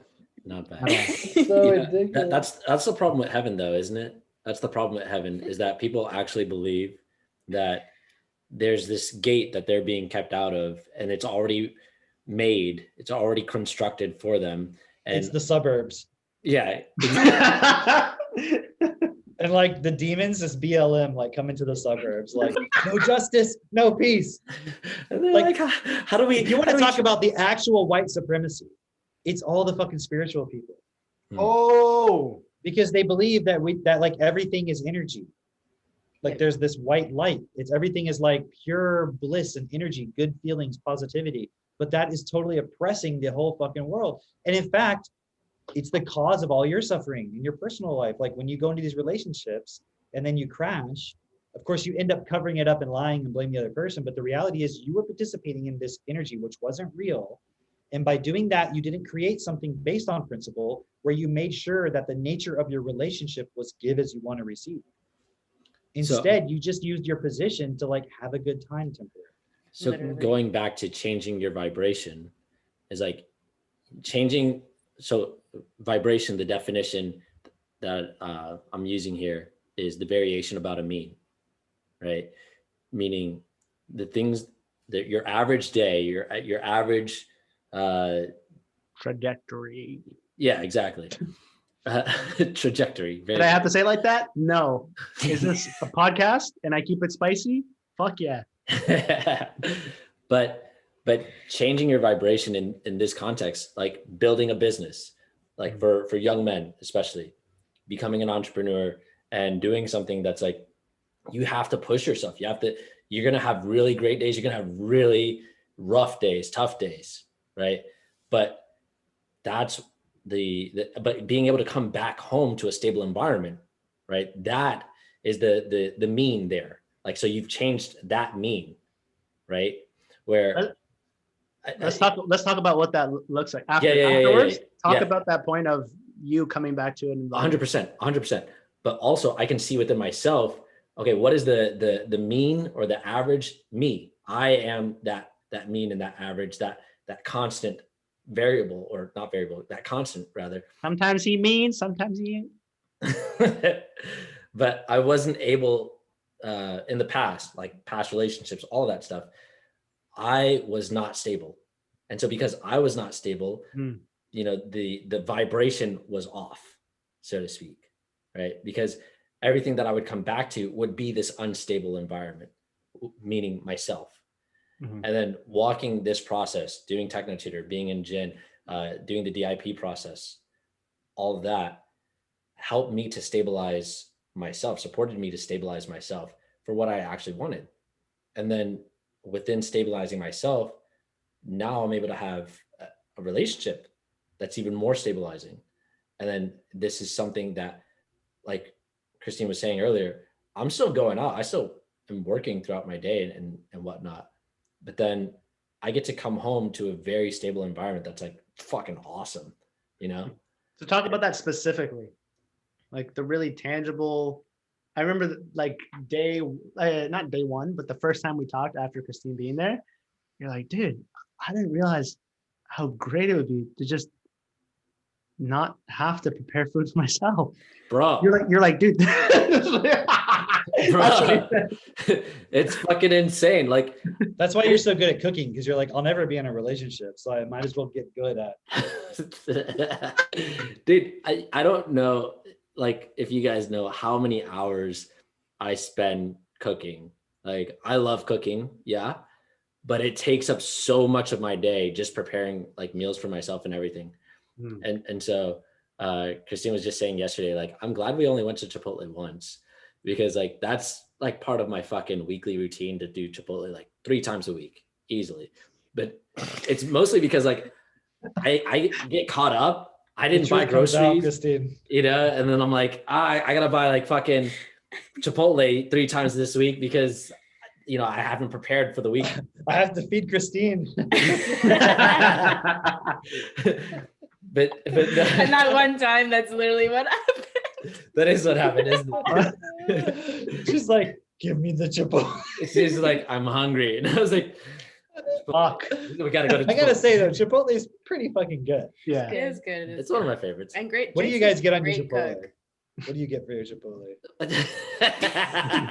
I I get I black don't- beans, I white haven't- rice, I haven't gone enough chicken, to have a standard. sour cream, cheese, and the hot red sauce. I get Oh, I get- brown rice, both beans, chicken and steak, fajita veggies, the corn. I get the Oh. salad on the side, and I know. Burrito Center. Oh, shit. It's like far. We have Huh. one Chipotle for all of Ottawa. 1 million people enjoying one Chipotle.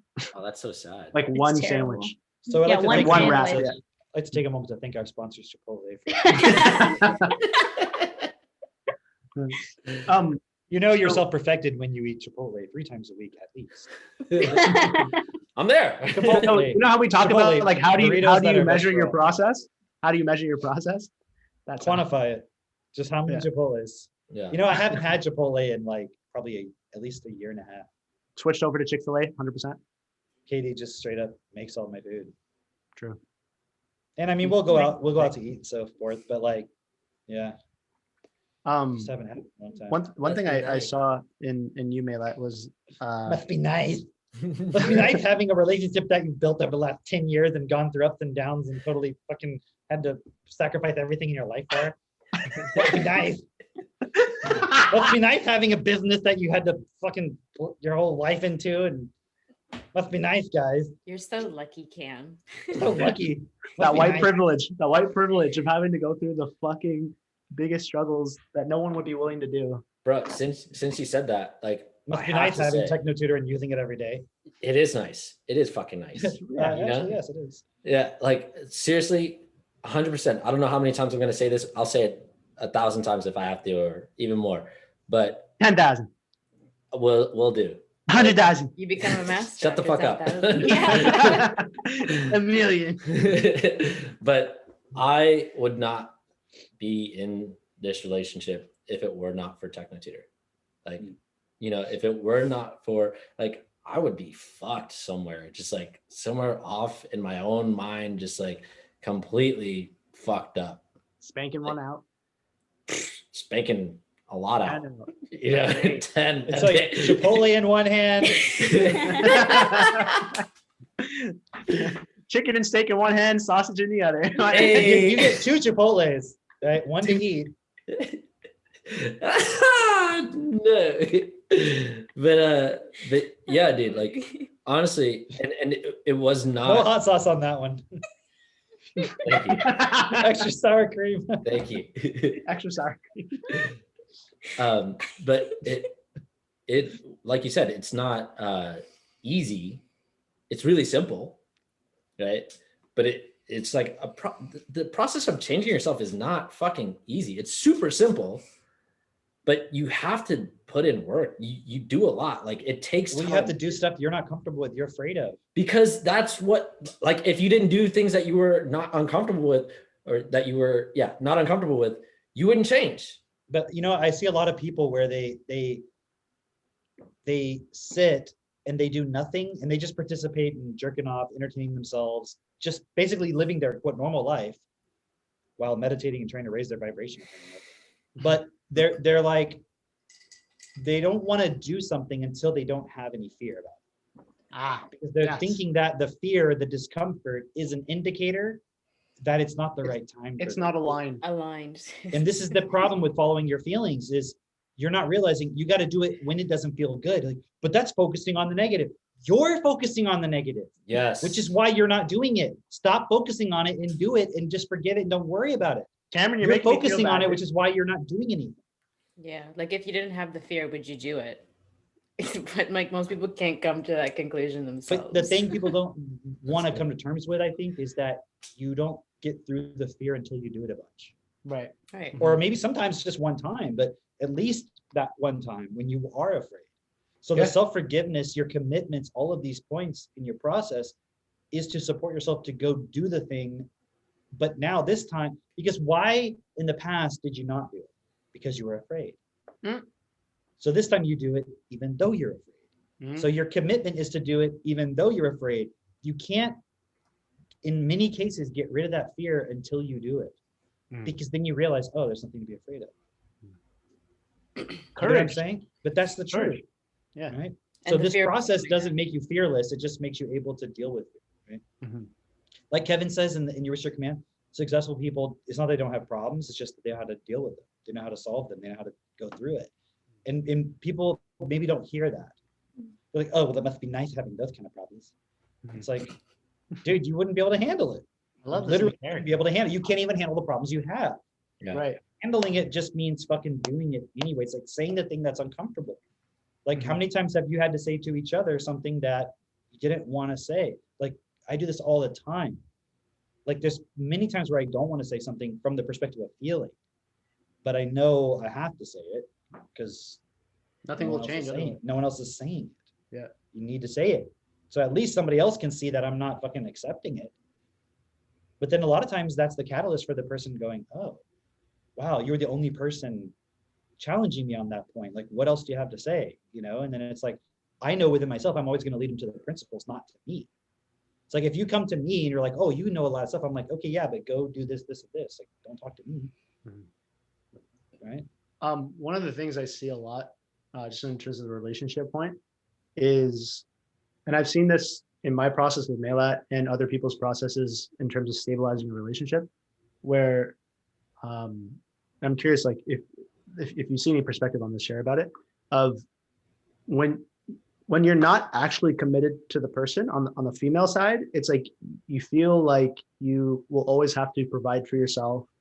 You'll always have to make sure that you have your own income and you settle in that, and you can never actually come together because the starting point is, well, what if you can't provide?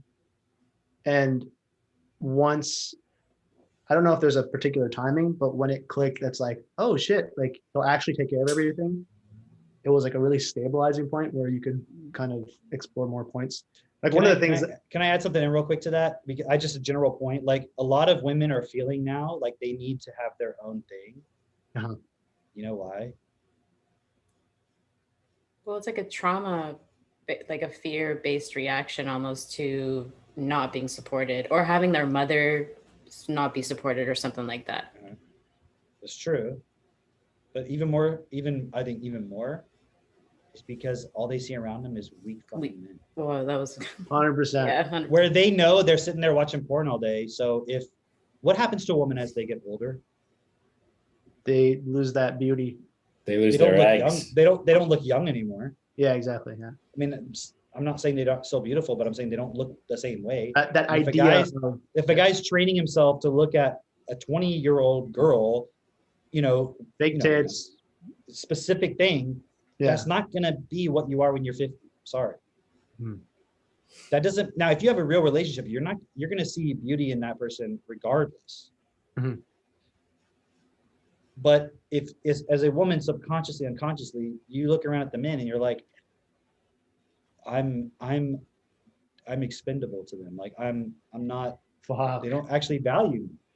And it's not to say that men are pieces of shit. I'm not saying that. It's just they're participating in all kinds of stuff because they also were traumatized and not supported effectively. You got to talk about that point of being like having male friends, because I never understood that from a guy perspective, Mhm. about what it's like to actually have like male friends who aren't just like, either I want to fuck you or I'm not interested in you. Like friend Yeah. zone. Yeah, well, like even just so now I have male friends. Like we've built a community here in Ottawa where there's like guys and ladies, and they come over to our house. We have clubhouses. Like No, I mean every other week. like less than 5 people, Only because that's 3 the of them restriction in come. Canada. Yeah, exactly. But before Okay, that, hold I on. never. That's an important point because you guys are building something based on principles. So whatever you're going to say and probably what I'm going to say next, this doesn't apply when you're doing that because you have the principles, you have the tools, right? What are you referring to? What doesn't apply? Meaning if you're like, oh, there's these guys. Right.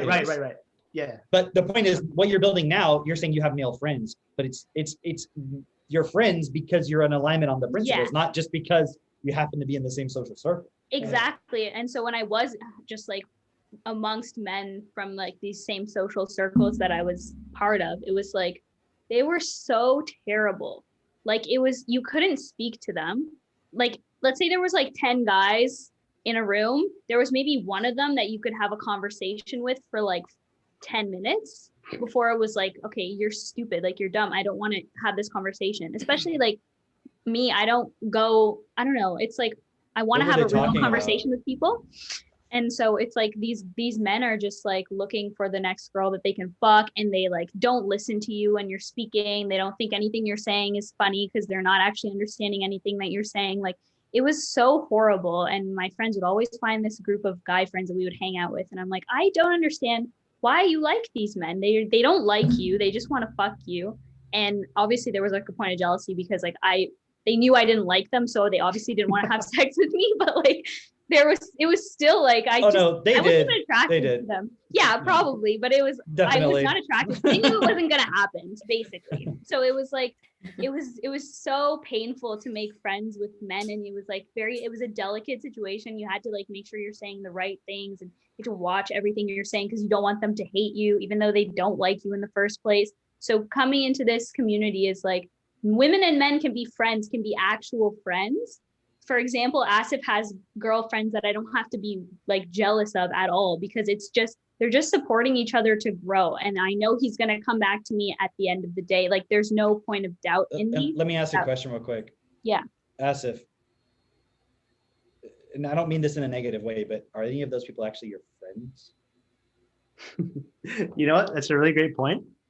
I want to give a little bit of context to that, because what Cameron's referring to is something I had a big problem with at the very beginning, where I was like, Cameron said to me on the phone, he's like, you're not my friend, dude. I was like, what? Like, wow, okay. But the point that you were making is, if you stop focusing yourself on at least trying to do what is best on these principles, then fuck you. Like I'll become your worst enemy. Exactly. It's not about friend, and because we know each other and we have some history, therefore we're always going to have a connection. It's because of these principles. And the real trust that you develop in a group is knowing that everybody is participating in principle. So you're exactly right. It's like I've redefined the word friend, right? I put into context of what we're here to do. But what I mean is like, okay, you're not like calling up one of these women and being like, hey, you want to go grab coffee and like watch a movie and like play PS5 later? Right, exactly. Yeah. Or is it like you're talking to them specifically about they're building their business, or they're doing DIP, or they're using their Techno tutor, and you're supporting them with some specific points? Like that's what I call friendship. Like that's not to say like when you guys like Christine was here for like we don't weeks. hang out. I was Right? to say, Asif, am I not your In friend? her room. She's We have a room here.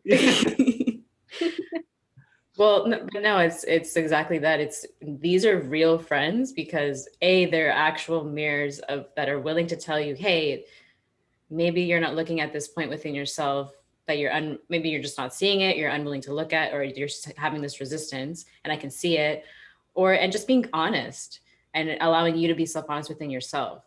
And most people, like I remember talking to one of my cousins, and she was telling me about one of her friends that is in this terrible relationship. And her and her friend that were listening to the one friend that was in the terrible relationship, like speaking about all her relationship problems, they were like, yeah, but it's not in our place to tell her that she should get out of this relationship or to, and I But was we'll like, just think about it and Like- gossip about it. right. And I was Yeah. like, girl, you're not being a friend to her. Like this, Did you're you just actually, have this recently with one of your friends? Yeah, it was like she was having a problem with one of her, like with her boyfriend who was like bipolar, and they broke up. And I was like, you guys should not get back together because she's just going to do the same shit to you over and over again because she doesn't have process. So like there's only so much advice I can give her. So it was just like break up with him because that's going to give you the best result at the end of the day. I mean, the best result is going to be for you to do this process, but right now where you are, it's break up with him. Whereas other people were like, you can make it work. It's like, just study more on bipolar disorder. I'm like, even a psychologist couldn't help this guy. Like, and those are the people we think can help him. So like, you're not Well, going to be able yeah, to. and there's a lot of young men, especially now, who are Mm. way down that path. And they Mm. need Yeah. to get on some medication or something first. That Yeah, is- and that's what she was Yeah. saying. She was like, he doesn't want to take the medication, so like I don't really know what to do. Like I don't know that that's a real fix for him. It's not going to be.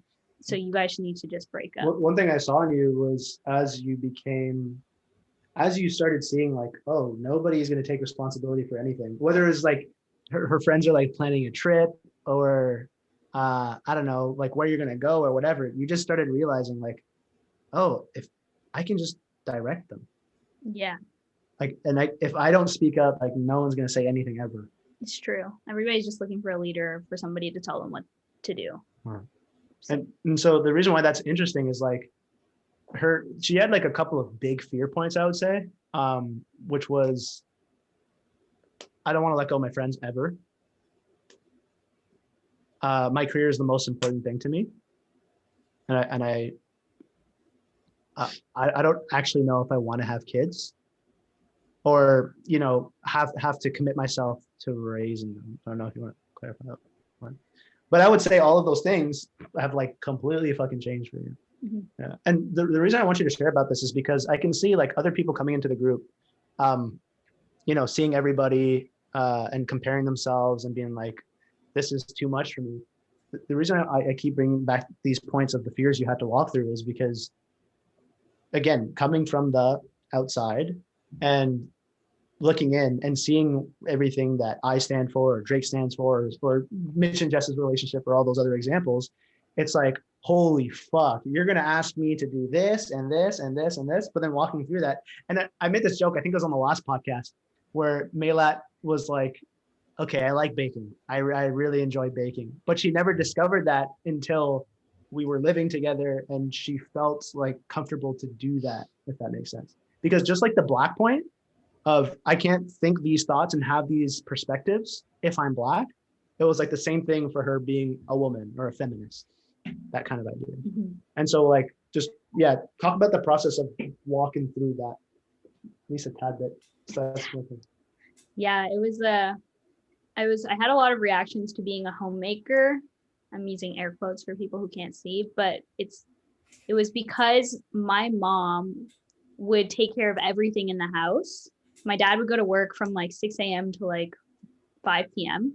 And then he would come home and he would do nothing. He would just sit on the couch and do nothing. And my mom would like come from working 7 to 3 and take us to soccer, take us to swimming, take us everywhere, cook, clean the house, do the laundry, all this stuff. That was like my And mom. she was so fucking miserable, obviously. Like now I realize, of course she was miserable. But just like seeing her going through all of that, I guess like programmed me to be very averse to wanting to step into that feminine role. And so I was just like, no, I don't cook. I don't want kids. I don't want a husband who is just going to abuse me and tell me to take care of the house and cook for him and clean for him. And so I never actually got into those things and wanted to try those things because it was just like out of pure reaction to seeing my dad not help in any way. Not that he wasn't helping financially, but like there was they didn't have an agreement where it was like, okay, you're taking care of the house and I'm going to provide, because they couldn't, because he was a taxi driver. He could only make so much money. My mom had to work. So they couldn't set up that type of agreement. So I could just like, there was a Plus, lot of even resentment. their communication with each other was limited by their vocabulary and their Exactly. understanding of what's possible and so forth. Exactly. And so is it now that you've just succumbed and now you're just going to be a little slave? Like, how do you actually see it now? Now literally every day I'm telling Asif, like, I just want to do what Katie's doing. She's doing, like, she's raising two amazing children, and she's really just stepping into her femininity and supporting you, Cameron. Like, it just looks like an amazing life that you guys have created. Versus before. Versus before, I was like, he is enslaving her. She is forced to do these things for him because blah, blah, blah, blah, blah. It was like so much programming. You just want me to be like Katie. I'm like, I didn't say anything. You're just Yeah. watching her story. And then I did want, and now I do And want to you're be like wanting that. Katie. Exactly. The coolest point, Cameron, I don't know if it was on the podcast or when, but we were talking about the point of jealousy. It's not necessary that it's like a personal envy thing. It's like there's something that you want that you don't feel like you can have. Therefore, you spite the person who has it. Mhm. Yeah, Because- they must be bad for whatever or something. Exactly. right? It must be some shitty setup in their lives. Mhm. Something I was realizing when you were sharing those points, Mela, was like, because you made that point about how you saw what your mom went through, and that kind of through that you formed an association with that must be bad, right? And it's the same couple points. One, it's the same thing for men. Men are like, I don't want to go and have a job and do all this bullshit because it's just not going to lead to happiness. So they're just It's so true. they're like basically never growing up. There's like, if you're 30 years old and you're spending most of your time playing video games, you're still a boy. Like, just think about it. Like, logically, like, you're still a boy. If you're 20 and you're still playing video games. And when I was 20, I was in college. I probably wasn't playing video games that much, but still I was doing stupid was. shit, right? But so the problem with it is, I thought of this analogy. It's like, it'd be like if you saw somebody that was really unhappy and you were like, look, they're breathing oxygen and look how unhappy they are. So I definitely am not going to breathe oxygen. Mhm. And it's like, Yeah. well, that's true, but is that the reason they're unhappy? Because it's like, well, and this is the same thing with the BLM, feminism, a lot of these points. The same point where it's like, well, look, they did X, Y, and Z and they weren't happy. So let's not do X, Y, and Z. It's like, okay, so let's not breathe oxygen or eat or drink water. And then so the problem is the things they're saying not to do, the collapse takes time rather than being like an immediate thing where if you don't breathe oxygen, you die right away, right? So it's like, well, let's not form families anymore.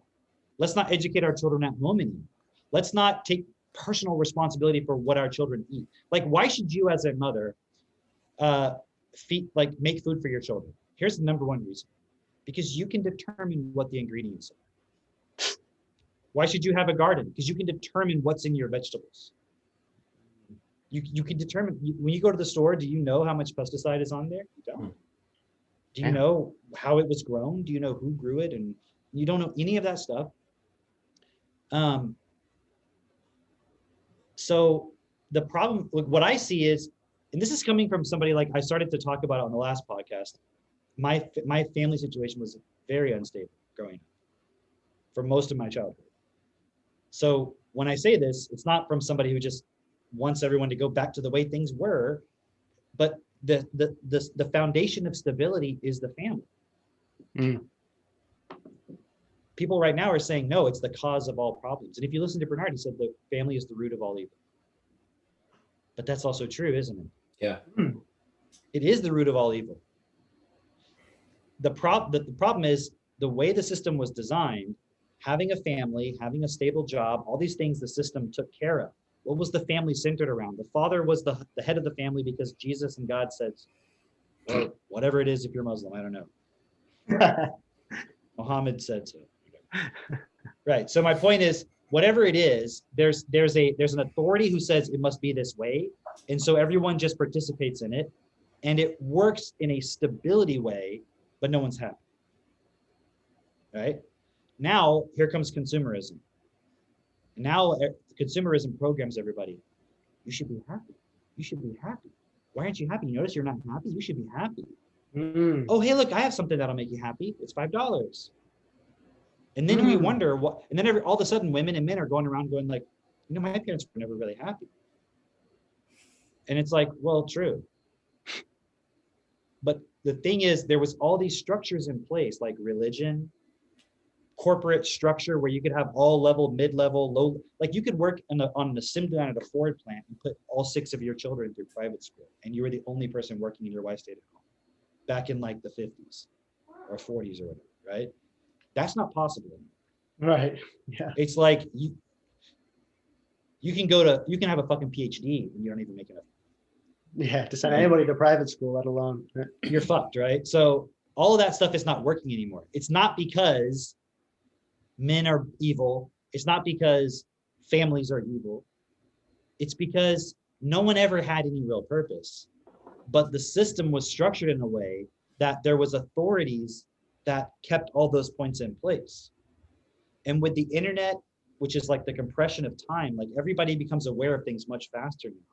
Everyone's able to see through all of it much faster. So now everyone's like, all that stuff's bullshit. There's no fucking God. There's no this or that. None of that's real. Men are not the authority of women. Like that's bullshit. Like now everyone's realizing that and they're like, well, let's just fucking like wear pink pajamas and dildos and like fucking run around and fuck each other in the street and like just do what the fuck ever and like who cares? And like let's do drugs totally all day and dismiss stuff. everything in religion and make sure we don't take anything from it. Let's do make the women exact authority opposite of everything, and like that'll work. And there's no principle within it. And so all we're doing is we're saying, okay, look, we've become aware of the fact that our world is totally fucked, as everyone knows. But we could change that. We could take responsibility for it. Okay, so how are we going to do that? We need to change the money system. We can't do that until we change at least a certain aspect of education, because some people are so fucking stupid they'll just fight against everybody having enough money to survive. Like it's retarded, but that's what they'll do.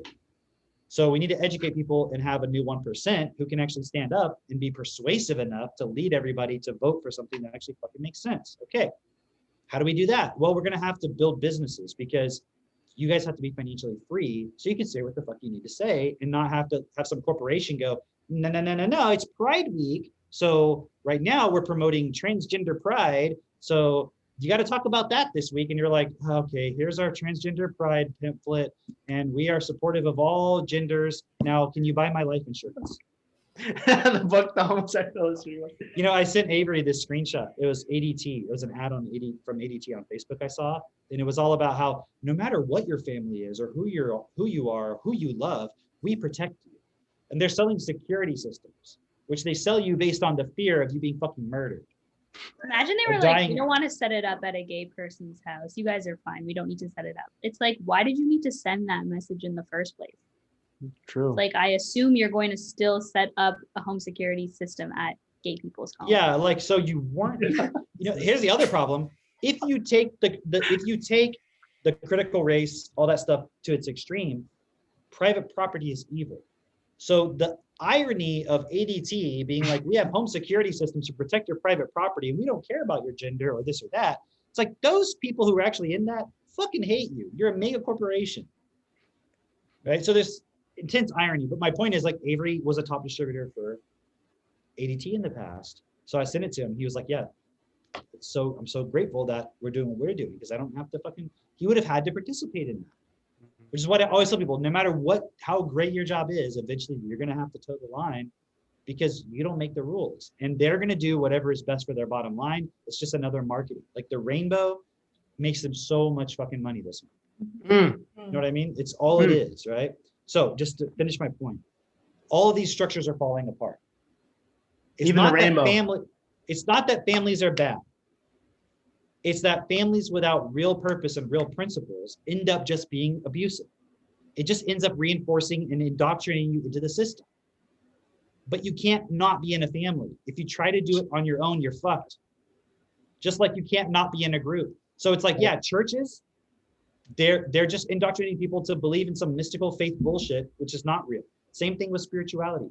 So why do we record our podcast on Sundays? Think about it. Because the day of the Lord is Friday. Allahu Akbar. Oh, fuck. We'll have to do a Friday one now for all the Muslims. But my point is, like, it's still a structure that is effective. Just like your cell has a membrane. What if you were like, fuck the patriarchy, all structure is evil, I don't want any more cell membranes? Like, your body would turn to jelly and you would just dissolve. Right? So that's like saying, I don't want a family. It's like, well, then you're never going to have an environment to come back to where you have a sense of support at a personal day-to-day level. Yeah. But if you looked at your parents' life and you were like, well, they're fucked because they had a family or because they had a career or a job, it's like, Or a husband having or a kids, right? Those are it's like probably all the main these things, right? Like, well, it's like, well, people shouldn't have kids because blah blah blah. And it's like, well, good thing your parents didn't think that way. Mhm. Like you wouldn't exist. You literally wouldn't fucking exist. And it's like, well, like, do you really not care so much about your existence? You're not grateful for that. And so I understand the sentiment where people say like, I don't want to bring kids into this world kind of thing, right? Mhm. But I was like that. I was literally that same point. But then at a certain point, I was like, well, knowing everything I know, wouldn't I be able to educate them so that they're a part of the solution? Hmm.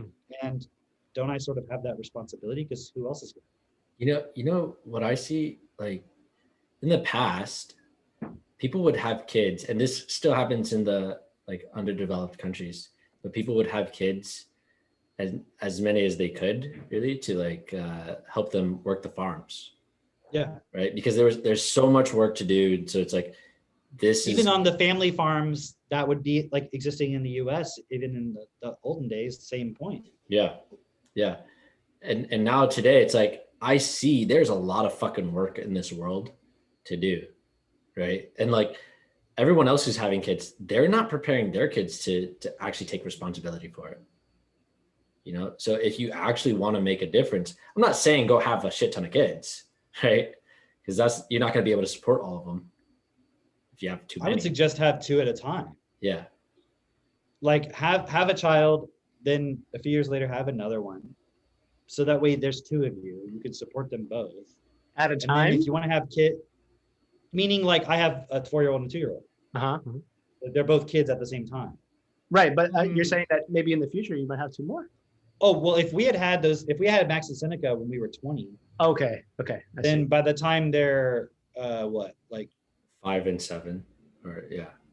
13, 12, I don't know what specific age, but we could have more kids. Right, that And makes then sense. they would be old enough and instilled with education and principles to even support with the education of those kids. And you could do that maybe 2 or 3 times potentially, Damn, right?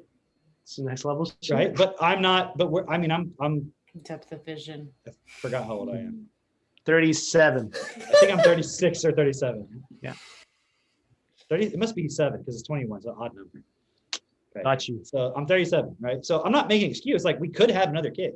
We've talked to it, right? But the point is, we're building a business. We Mhm. have our children. If I could go back in time and walk my process faster and have kids when I was 20, absolutely, right? That's why it's cool to watch Mitch and Jess, because Jess is still very young, so they can have true. many kids. They can have more than 2 kids, I would say. I'm also not here to tell somebody they can't have more than 2 kids, but I'm just looking at it practically. Like, Well, say that You're again. gonna- You mean to say that somebody must have more than 2 kids? I'm not saying no. I'm saying I'm not here to say that you can't have more than 2 kids at a time. Oh, okay. But it's just practically, if you have a kid who's 1, 2.5, and 4, like you're still having A to lot. full time be with the 4-year-old. Right. And now you're trying to deal with a baby as well. And so I just see that it's a lot. And if there's only 2 of you, That's crazy. there's that third one's kind of going to get. So do you want there to be a gap in anyone's education or something? So it's like, do you want to take full responsibility? Are you here to just have a lot of kids? You know what I mean? So I'm saying you could have 4 kids, but I would, if looking for myself, common sense, I would space it out, Yeah, right? that's cool. So at least that you're not sacrificing the first children's education because you're trying to do physical need responsibility. I'll just say real quick, just before Drake, like we had, my mom had 3 and like less than 2 years apart, 22 months apart. And Kian got that classic middle child treatment where it's you're like kind of overlooked because you're sandwiched between From his birth.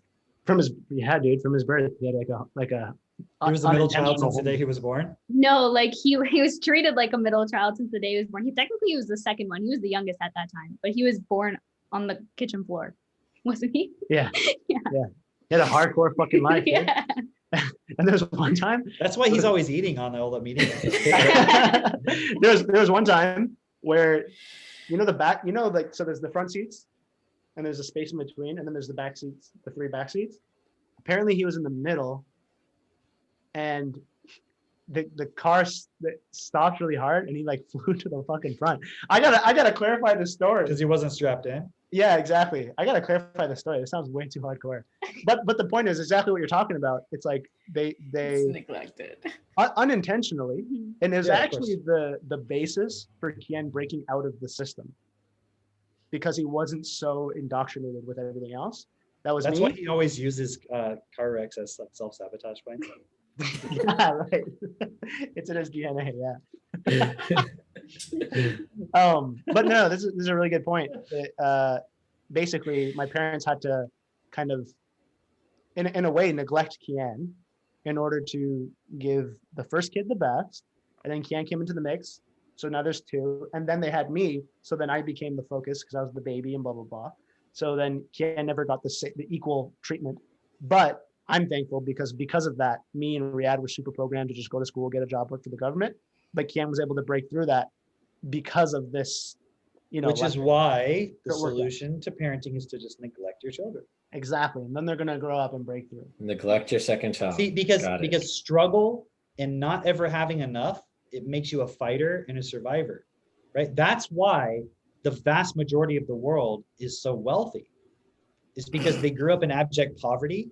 And so very quickly, like within just their lifetime, they all become billionaires because they Yeah. learned the value of survival and hard work. That's why you see so many homeless, impoverished people and people coming from Africa. like- They become the titans of industry And that's why you always see people like Bill Gates and Jeff Bezos, like who came from absolute as soon as nothing. they Their become parents were billionaires, nobody. yeah, they went to Princeton, Harvard, they became billionaires, and they always end up in poverty at the end of their life, and like their wealth always declines because they just are entitled.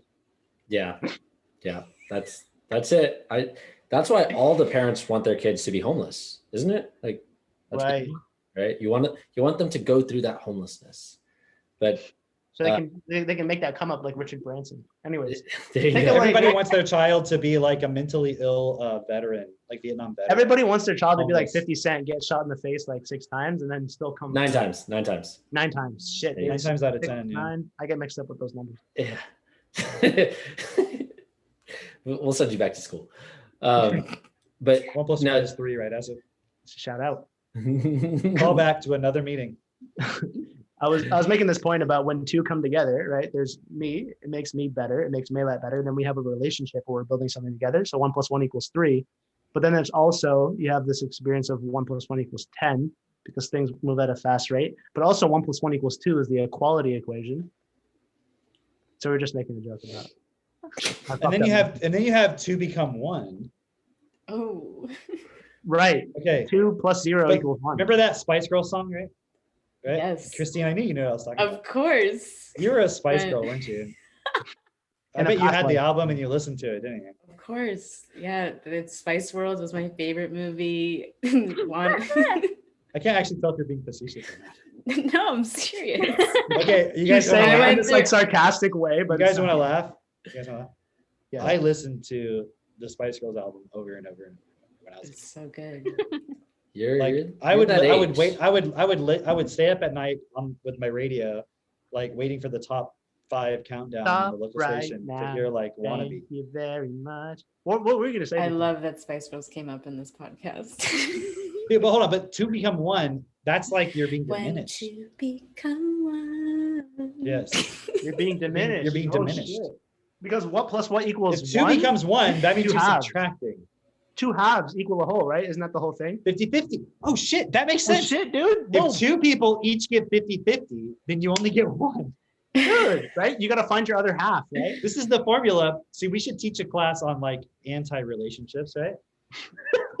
The formula When to I'm fail. selling, I do this. I have a proposal for you. You ever see that meme, Kim? I have a proposal.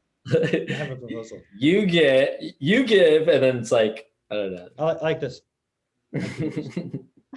But it's like if you are, this whole 50-50 thing, that's what I was gonna bring up earlier, because that was the whole feminism shit we were talking about, right?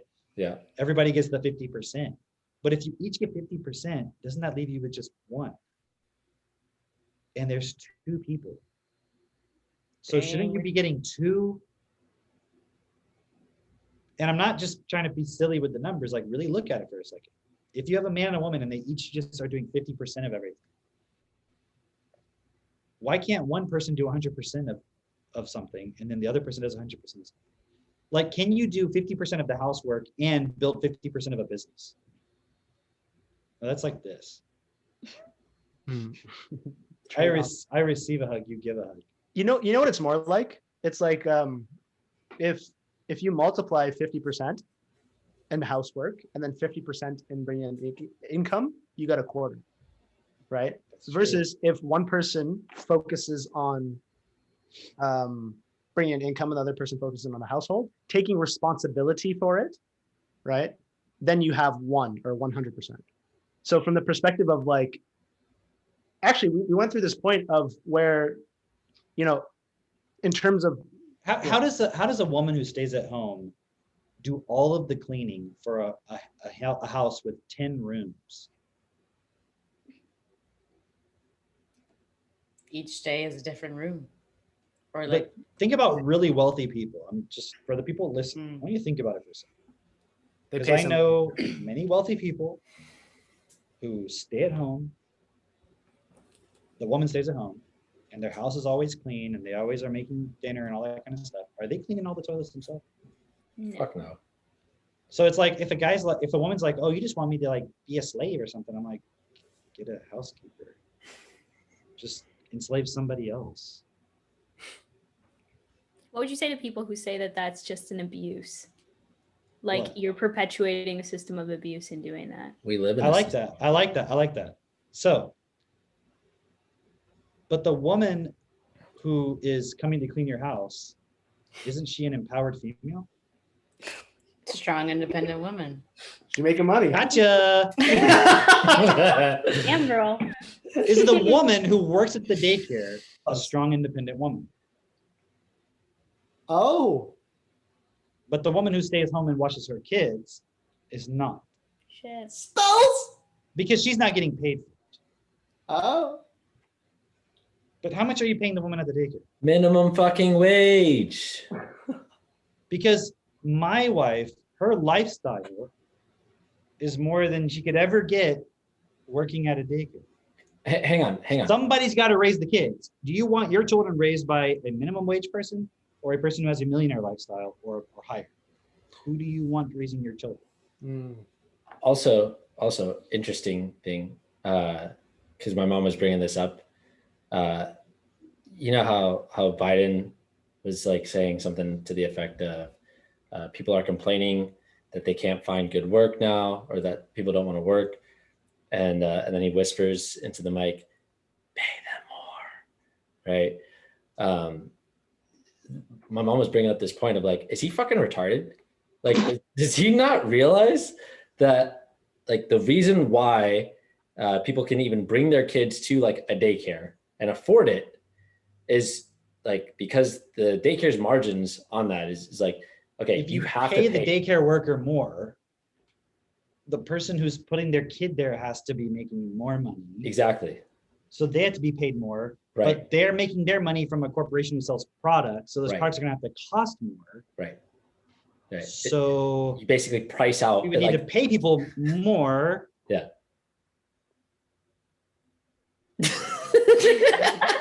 I thought he But the daycare worker is now spending more on the products, so it evens out. But when you say pay them more, it's an emotional thing Mhm. where the low vocabulary person's like, yeah, I should get paid more. And it's like, why? You're not doing anything of value. Yeah. There's like, so the reason why she was sharing Now this, that with me- obviously we know their education, and I can allow them to. Yeah. What are you gonna say? the reason why she was sharing this with me is because apparently it's like all over TikTok and people are like cheering this on, like, yeah, pay them more. Woo. It's like, if you understood how business works, if you understood how the economy works, if you were in this position of like actually creating these things or seeing how this actually works, you would understand that's a stupid solution. That's saying all that people should be paid more. Saying all that people like, we do not have a sustainable style of life right now. Of like, this is not living, right? But it doesn't come from, oh, business just pays the employees more. That doesn't work. That's not like, that's a, like you said, very low vocabulary solution. That's not a real Could you just solution. imagine like executives being like, huh, what? Why didn't I think of that? we just had all this money of margin that weren't going to the cost of our products and services, that we weren't paying out to people. It's just been here. We're just gonna pay them more. Oh my Hold god. on a second, guys. Hold on. Okay, I got a $50 million bonus this year. Hold on, let me do that. Okay, I have 1,000 employees. $50,000 each. I could give them each $50,000.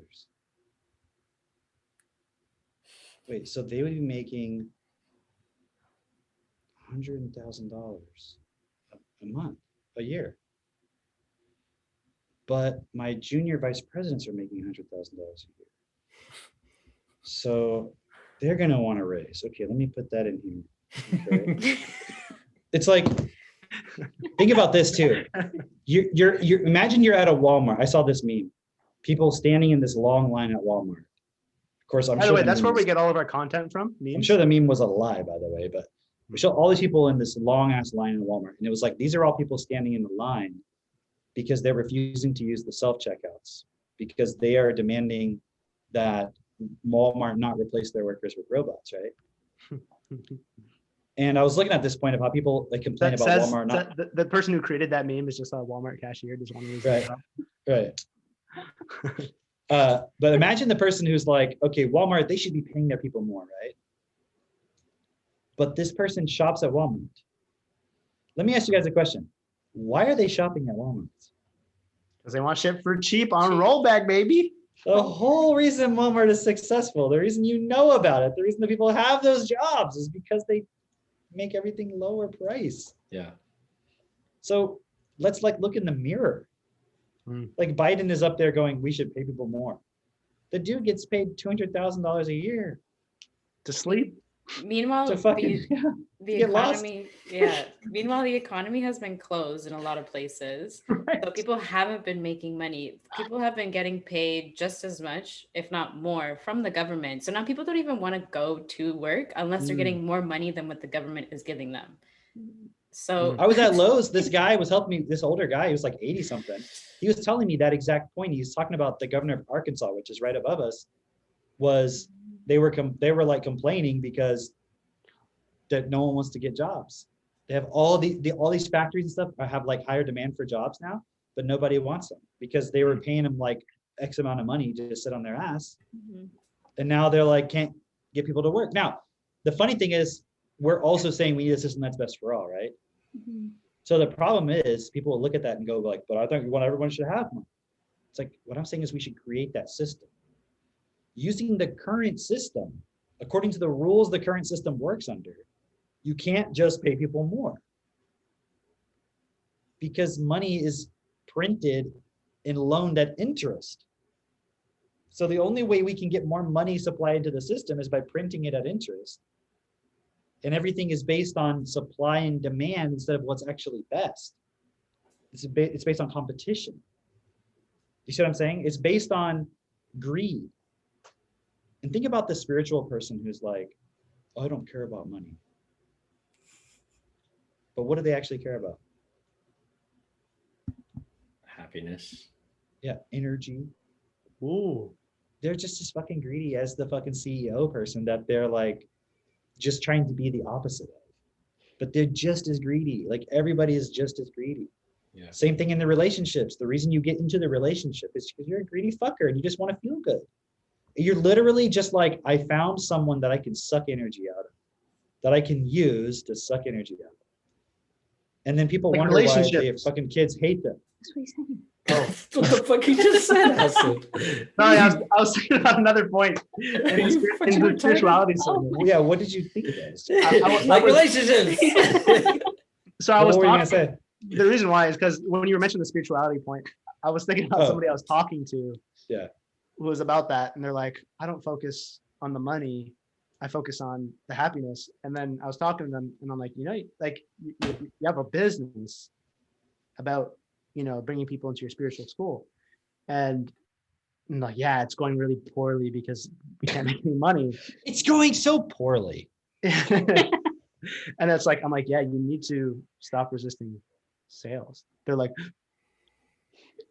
you're right. In the fifth dimension, you don't sell. You just people just want your product. But hear this, they got like somebody to just give them 25K because they manipulate the fuck out of them with their sob story. That's the reality. It all comes back to the same point, but it's like, oh no, but money's not important. So sorry, I went into my mind about that, but But if they would just find a Relationship. business, if they would just find a business where the product adds value, right. and then just apply that same technique, they would help a lot of people. They'd make a lot of money. Mhm. And that's why people who are spiritual always dress in like all these like robes and crystals and colors and shit like that. It's because like it's an image that they're using to attract. Mhm. You can have people who do all that stuff, and then when you listen to what they say, and it's always the same bullshit. It's just like, if you focus on what you want and you are coming from a place of love, and you just Abundance. know an abundance, right? And then they're like, I accept donations. And it's like, but think about it. If you were actually this creator that you believe you are, where you don't have to worry about the physical laws or anything, because it's like you don't need to worry about the how, right? Then why would you even need to even accept money?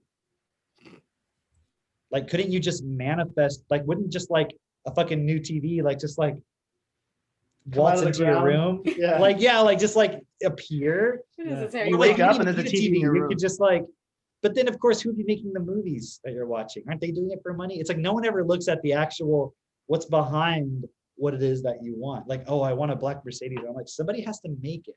You didn't manifest it. Like a guy made it in a factory.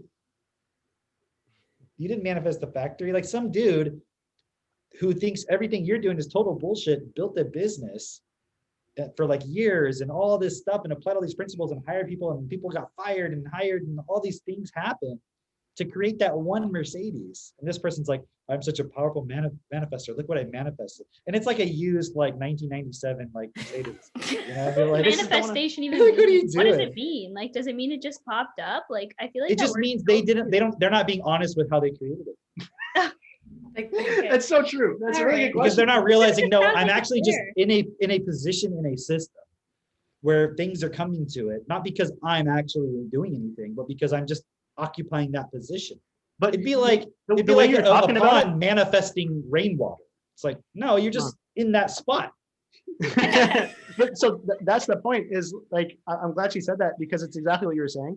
The way I used to imagine manifesting is like the burlap sacks of money will just be dropped off at my front door and they came out of nowhere. Like the word manifest is used to describe Right. like it just came it's out like of it thin just air. appears. Exactly. Yeah. Exactly. Even That though is how there's people are using it. They don't even know the 100%. definition of manifest. They think it has to be a miracle. Like, Yeah. don't they go to the car dealership and buy the car? Right. That's the Does it point. just But show up by even, your like, house? The most simplest, it's like, think about like how you get food. Like you literally manifest food if you have to go to the grocery store. You know, There was like, this one time. There was this one time. My first gym event. I was hanging out with Drake's aunt It's Angela, Oh, Jesus. and she passed me off to Troy St. Troy. Dude's name was Troy St. Troy. That's right. And we were just talking like, oh man, I was feeling so good, and I was super hungry. I'm like, man, we should find somewhere for nachos. And literally, a guy pulls up. He's like, hey, I don't know if you guys are hungry at all. I was gonna throw these out, but it's just some nachos, some chips and salsa. Would you guys like them by chance? And we were like, motherfucker, yes, yes, indeed. So from there, I knew that I was going to be blissful for the rest of my life. And Guys, do you guys remember I that can thing where manifest anything. KT says you'll it's been abused. it's like as you feel that you have what you want, that's when it's getting closer. you have to feel like you already have it. and like the moment that you have zero doubt that you're getting it, that's the moment it's going to come in. But I want you to ask yourself, when was the moment you had zero doubt that you were getting that car? It's like when you bought When you had the money. Sign, like, Just like literally when you after you signed the paperwork and they gave you the keys. Right? Yeah. Of course, at that point. I remember the point clicking for me of when it's like you can't come from lack, right? And then I'm just like reading the definition of the word want, and it means lack. yeah. I remember being like, holy fuck, dude. I definitely spent time being like, shit, I think I only want this thing because I don't have it right now. Yeah. It's like, yeah, why would you want something that you already have? Like Right. the example that I use is, okay, you're hungry, you want to go eat, right?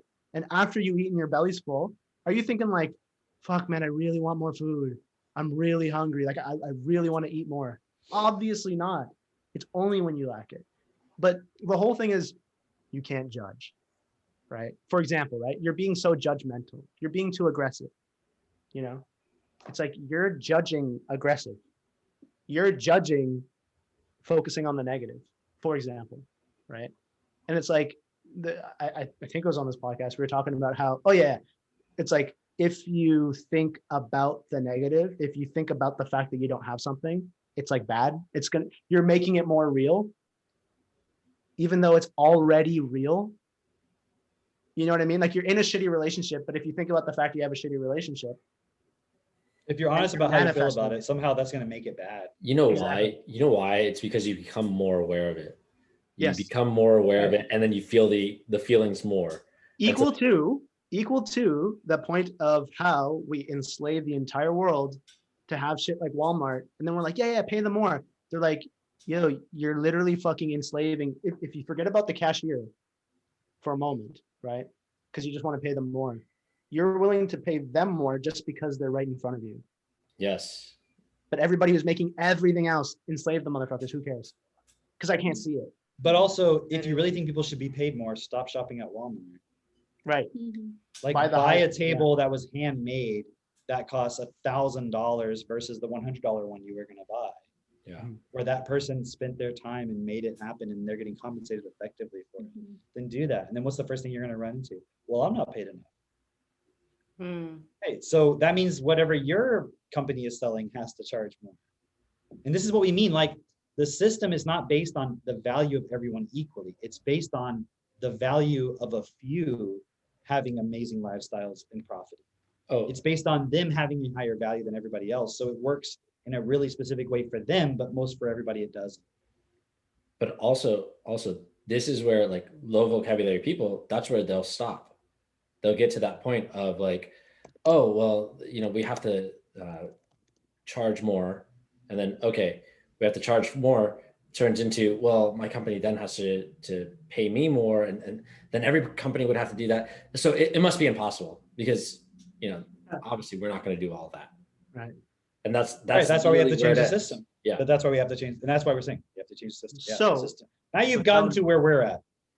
The foundation of being able to change the system is first we have to be future proof, and knowing that it could take 5 years, it could take 10 years, could take 40, could take 60, could take 80, irrelevant. The point is we have to create the relationships today that are very, very stable so that you can have really effective children who will go way further than we'll ever go, which is really cool, right? And the other aspect of that, one of the things that when me and Maylat were talking about this point of letting go of work, specifically like she didn't want to leave her job, right? We were doing the math of like the dedication, or like when we would have kids and when they would be at an age where you wouldn't have to look after them on a daily. And it worked out to she was like 40 or 45. And I was like, we were just really walking it through and realizing it's like, what would you do after that? We would work together. It's not you're giving up your whole life and you're never going to be able to work or provide any value as the way, you know, you typically see it. The point being that being united in a purpose, it shouldn't matter per se who's doing what. It should be, each person should be in their best role. And genetically speaking, biologically speaking, having more testosterone makes you more aggressive, makes you more, you know, basically narrow-minded in a good way, like focused, right? While, you know, me and Mayla were making a joke. When I'll start a phone call with somebody and I'll go down to like, oh, let me just like, you know, clean up this or get this done in the meantime. But then I just end up walking around throughout the whole house, just talking on the phone. And that's like laughing at me being like, I could cook no problem and be talking on the phone. I'm like, are you serious? That's why I'm not supposed to drive when I'm talking. Yeah. 'Cause I'll end up in a whole other city and I'm like 3 hours later. I mean, I did that when I was called into the podcast. That's right. That's right. I almost drove to fucking Arkansas. That's true. That's true. And I was So- like, wait, I'm not supposed to be going north. Shit. And so the natural point there is like, dude, I see when she's in her fucking element, like she'll get more done in a day than I could in a fucking week. But the point is, I'm also willing to do, for example, building a business and going out and facing conflict on a regular basis and all that stuff, where we just both came to the agreement. I remember like when we were talking about household responsibilities when I had more time, we came up with an agreement of, Asif, I want you to take the garbage out. Just on garbage day, just take the garbage out. I don't want to deal with that. I'm like, okay, cool. And then even though her responsibilities for the household was like, she's doing everything but that, she was totally happy with it. That was hilarious to me. I'm still happy with it. I don't like taking the garbage out. And I'm It's like, great. okay, cool. So, all right, cool. So then now on the flip side, I'm like, Maylette, can you help with the accounting? Can you help with paying people? Can you help with this stuff? And she's like, okay, cool. And it's really fucking awesome because I don't want to do that either. And that's a she's good like- point too for the guys to realize is that the woman can also help with bookkeeping and stuff too. And so Christine has been stepping up and taking on more responsibilities inside self. I mean, Jesus Christ, if you fucking did the bookkeeping, you'd be like 1 week, 1 + 1 is 3. 1 week it's 10. 1 + 1 What? is 1. What? Yeah. You're like, Come I'm a together. millionaire. Oh fuck, I'm poor. Oh wait. Maylette's like, are you fucking paying rent or not? I'm like, I think we have the money. I'm not sure. I think our rent is $10,000 this month. I don't know how I'm getting these figures. So basically, bottom line is for people who aren't in a relationship, get in a relationship. Me and Drake and Maylette and Christine, Cameron and Katie and Mitch and Jess and Kian and Miguel, we can all attest it's the best fucking thing you can do with your life. Get into one, and then if you're already in a relationship, add real purpose and principles to it. I'll name all the names again, but I'm not going to do it. We can all attest that is like a completely other level of relationship, not even comparable to anything you've ever had in the past. And then and hang on, if you're not in a relationship, then start with those principles. Don't get in a relationship and then establish principles. Good Start point. with those principles. Good point. Mhm. And then from there, you get this, you get real consistent, when you have the principles, the purpose, and the partner, the 3 Ps of success. PPP.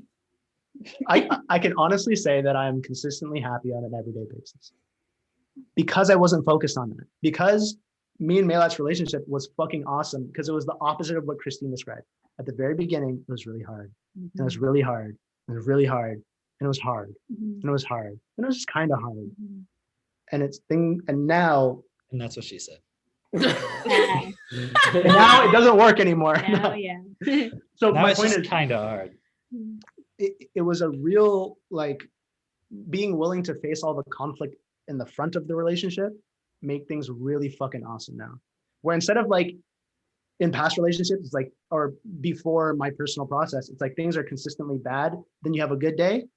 It's the opposite. It's like things are consistently good, and then you face a challenge and you're like, we get excited when we get in a fight because we know we're going to get better because of it. There's some limitation that we are accepting individually that I know that she's going to support me through, that I know I can support her through, that we know at the end of it, whatever we say to each other, whatever, we can forgive, we can let it go, and we can take it back to principle. Well, forgive and take it back to principle because we have agreements that we're always going to grow. Find the principles on the website. Join the Facebook group. Find your partner in the group. Find the part. Mm. Shout out Drake and Christine. Shout out Drake and Christine. Yeah. Power of the group. Other than that, anything to add? We've Like, got people standing by. Literally, actually. I've Both got like a men and whole women. bunch of people. Yeah. Come to the Gen event in August. that's a great opportunity, honestly, to meet someone. Yeah. Especially after this post-COVID. And let Muge and Kian Post-COVID and Drake and coitus. Christine all show that it doesn't matter if you're remote. You can It But just but you makes- do eventually want to become physical. Yeah, yeah. exactly. I'm Exactly. saying Kian and Muge is like the amazing example of like, dude, nobody has some fucking excuse of long distance, blah blah blah. Like but safe to Across the say, ocean. exactly. Yeah. Safe to say, honestly, like not everybody can do what they did. I would say like 90% of people couldn't do what they did, but Most They're people both- can't even fucking get out of bed. yeah, exactly. So maybe don't go with that. Maybe Well- don't start with that. Exactly. But find a partner, commit to principles within yourself, find a partner to do the same. We're gonna build something fucking awesome. So now we live in this like 4-bedroom house that we never thought we would. I even have a room. Oh, so you in have my 2 house. rooms. You have 3. You have a guest room and 2 rooms for kids. Excellent, guys. No, we're gonna find a bigger place and we're ready for that. Hey. I like that. Yeah. I like that. All right. See you So- next time. Mela, thanks for being here. No problem. I Thanks for really- having me. Milked the opportunity to ask you questions for You everybody. did. Cool. Sweet. Yeah, like, comment, subscribe, all those things. Let's not forget. And we'll see you next week. Bye. Bye. Bye, everyone.